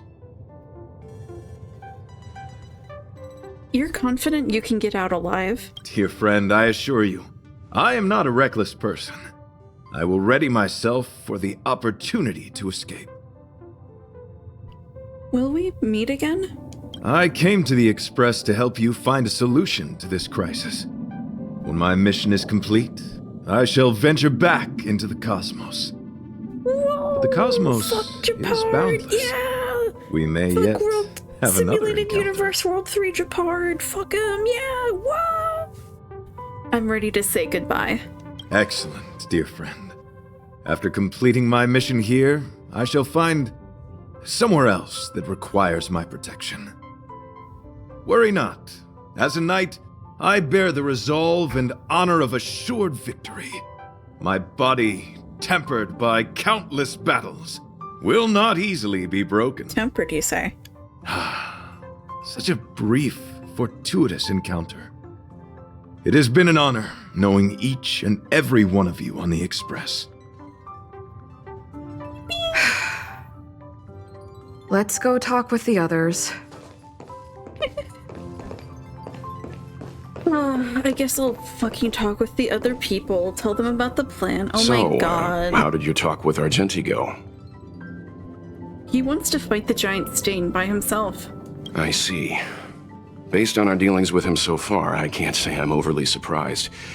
Sounds like the kind of plan a younger me might have come up with. But that doesn't mean I approve of it. How do you see things? I agree with Argenti. I suppose it all depends on how you see his understanding of and devotion to the beauty. I don't understand it. If you're certain, I trust your judgment. Welcome back. I took a nap just now. I dreamt there was another me piloting Argenti's one and only. What's wrong with me? I never dream. After stealing Argenti's spaceship, I said to myself, go find Argenti. I'm not the type to start caring about people I've only just met. The dream made me feel a little uneasy. So what on earth is Argenti up to, anyway?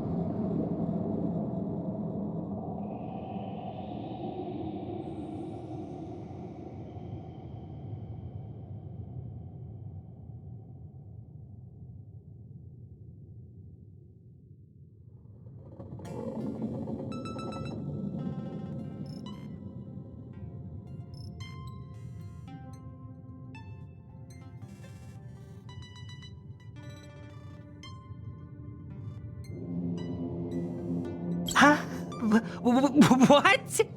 He wants to fight that huge bug on his own? So all that talk of departing the mortal coil and bidding farewell to a plant, that was all serious? You refused him, right? Nonsense! Me? Care about him? Impossible! But if he dies, how am I going to turn my life around? I don't understand why he chose to die when he could live. Why is he so stubborn? All right, fine, I care about him. Ugh, why is he so difficult? Are his beliefs more important than his life? No way. I've got to talk some sense into him.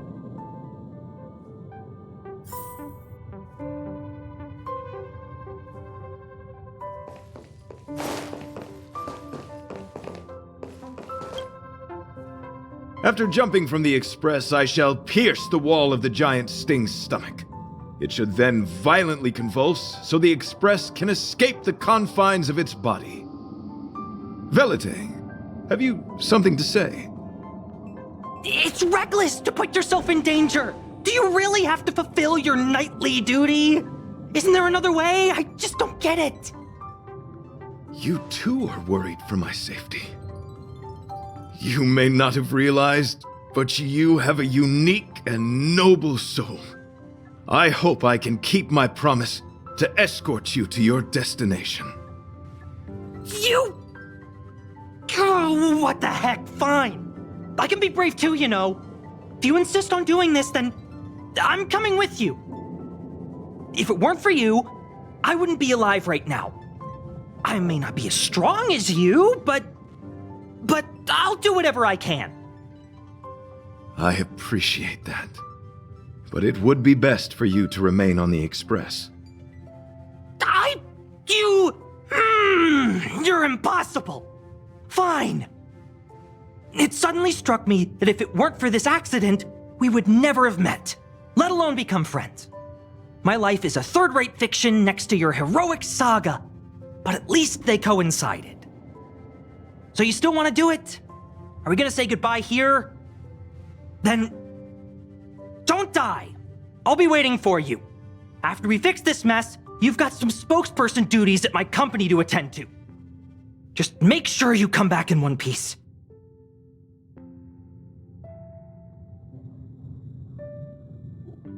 Do not worry. You will hear my shout. Idrilla the Beauty is the most peerless beauty of them all. Once the express is safely out, I will devise my own exit plan and navigate my way to safety. Until next time. Having witnessed this spectacle, I am sure you will come to grasp the depth of my convictions. In the sanguine, eternal night of the universe, my existence professes a loyalty greater than the guileless.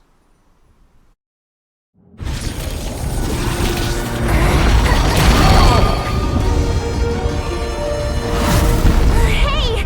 We made it! What is that? Did the Express make the universe explode? No, this is a hallucination caused by the giant sting.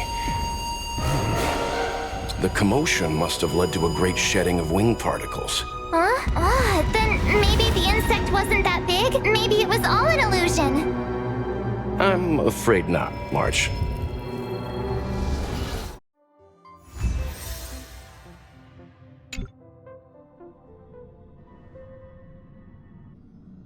I bet Argenti would think these fireworks were really beautiful. We didn't know him very long, but he was a pretty nice guy. I hope he made it. The Express managed to escape the crisis, but Pom-Pom still feels a little sad.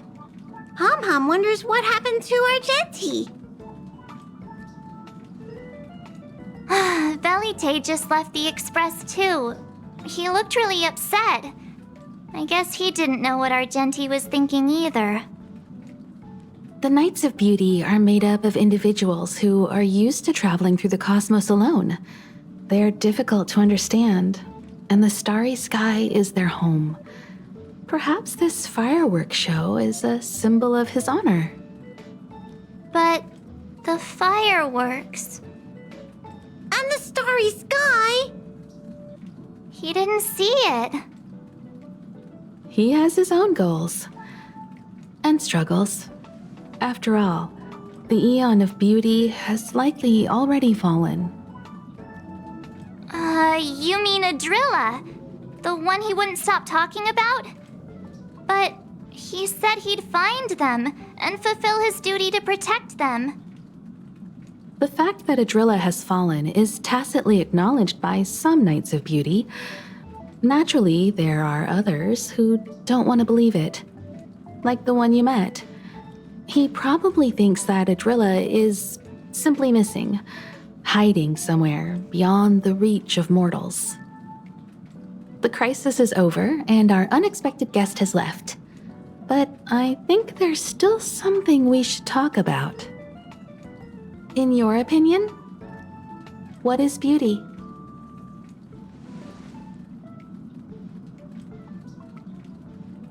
Beauty? Obsessively watching cats eat food. You have a wild imagination. Beauty takes many forms, and different people have different answers. I wonder what exactly it is that the Knights of Beauty are pursuing through the cosmos. Let's assume that Argenti finds the missing Adrilla. Will he be able to recognize them with his human eyes? Or, obsessed with his version of them, will he turn a blind eye and not even see them for who they are? It did seem like he had a kind of tunnel vision. And it sounded like he was holding himself to unreachable standards to attain his dreams. I didn't quite wrap my head around him. I guess if we're ever back in Bellabog and see a red-headed knight shouting into trash cans, "Idrilla! Are you in there? Idrilla!" I won't be surprised. But so what? I still think he was a nice guy, even if he was a bit weird. Where are we supposed to be going again?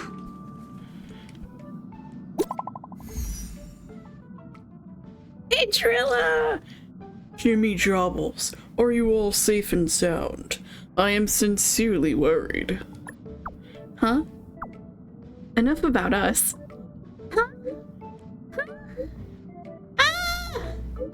What? It's Argenti! Argenti! I knew it! You're still alive! It's so good to see that you made it through! The moment a knight enters battle, they should already have full belief in their victory. When I fought against it, it was as if the light of beauty protected me. Whatever happened next, alas, I do not recall.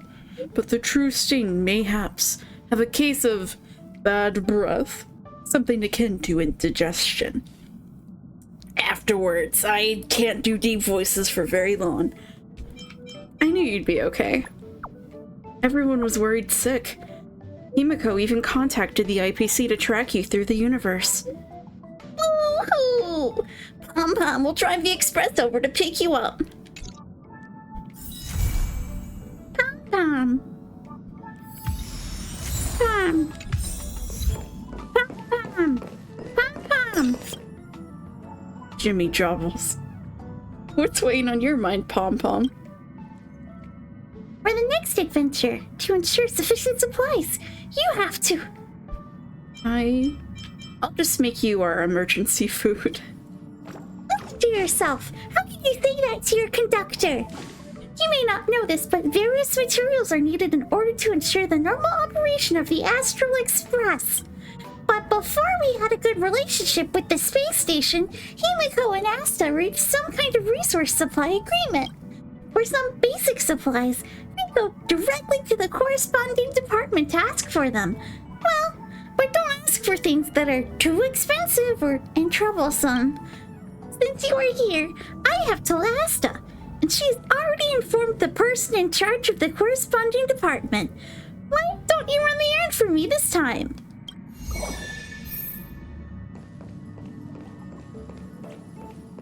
I'm having a really hard time telling if that's Pom Pom or not. No, it doesn't sound that good. Oh look! It's Ron May. Isn't it wonderful? Through these windows, you can lose yourself in the peaceful starry sky. The stars are precious to us. Is that so? I can relate.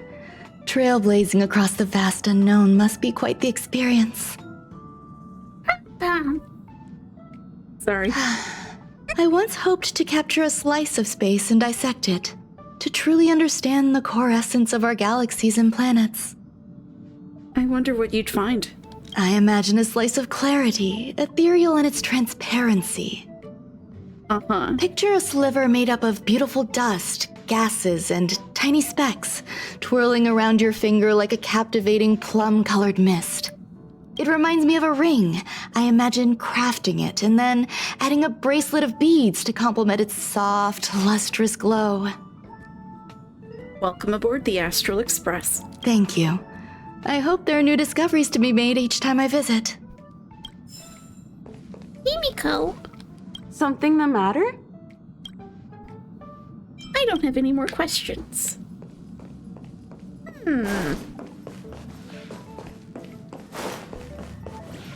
He's so worried. Poor Pom Pom. Pom Pom. Pom Pom. Pom Pom. Pom Pom.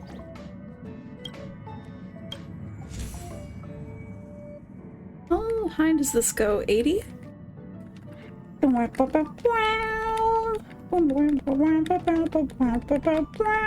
70. Okay.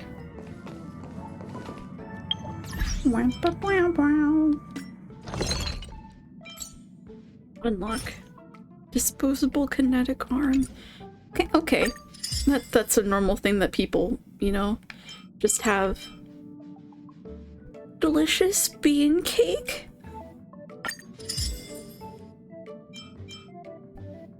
I hope when we get into the 60s, it doesn't take months to level like in Genshin. I think it shouldn't take that long. Oh, who's this?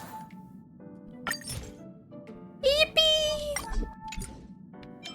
Yeah, looks like the cap is 70.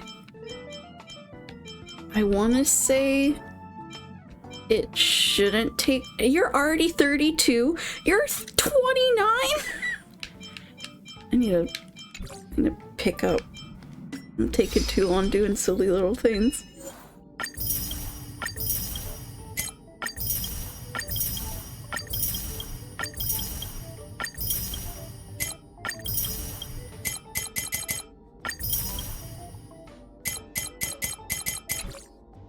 It's a pretty addicting experience. I don't blame you.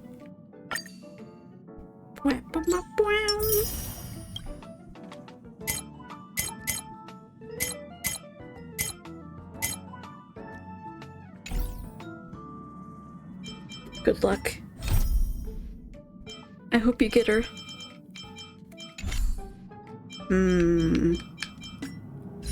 That reminds me. I could probably roll to get Gallagher. I definitely want Gallagher, at least. But I already have her. I'm not really someone who goes for Eidolons either. Or Constellations even. Thank you so much. I got the Katana Girl the other day. Now saving all my rolls till silver reruns.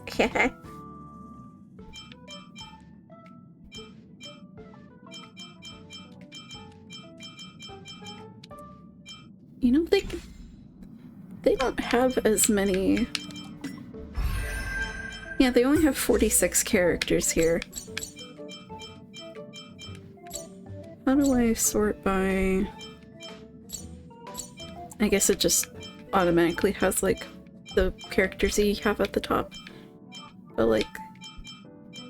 They only have so many 4 stars. And only so many 5 stars. Ah, boba. So I'm thinking... It can't be that long until they rerun her again, right?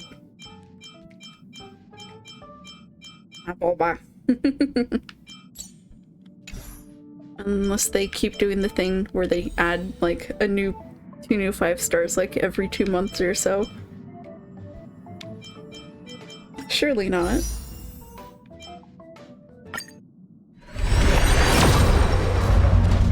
Speculation is in June. Okay. Like every 6 months or so. Until they add more, and then that throws it off entirely. Okay. Give me Gallagher, please. Please, please, please, please, please, please, please, please, please. Perfect timing! Yeah! Yay! Light cones! Yay!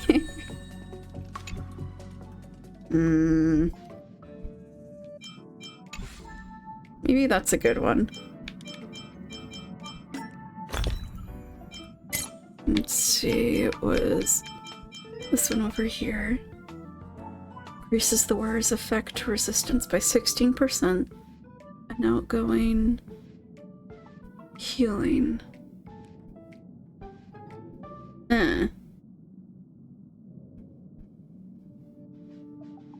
What do I have Natasha using right now? You know, the character that I don't even do anything on.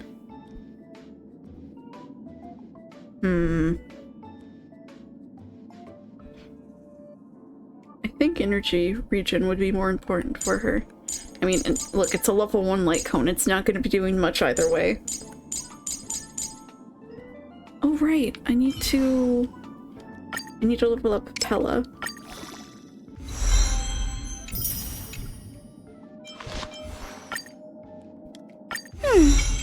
There's still room for improvement. She'll be good for when Pelageya Sergeyevna. Is that her real name? I also really butchered that. Story.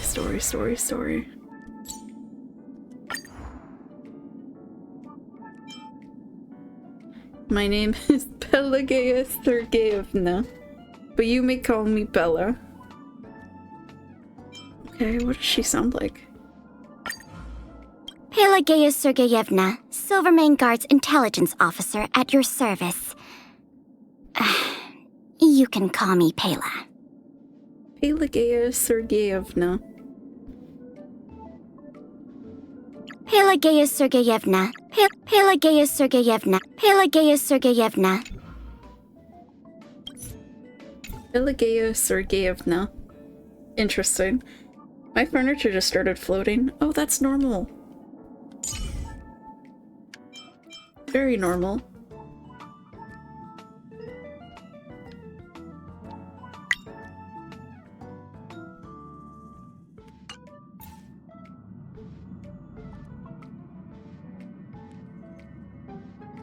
She's apparently a fanfic enthusiast. And by enthusiast, I mean obsessed. I mean, aren't we all? At one point or another.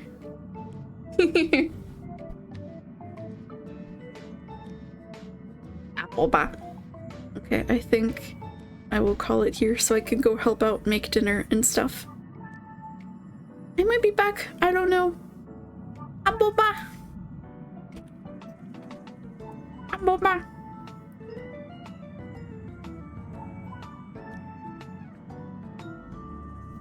Thanks for hanging out.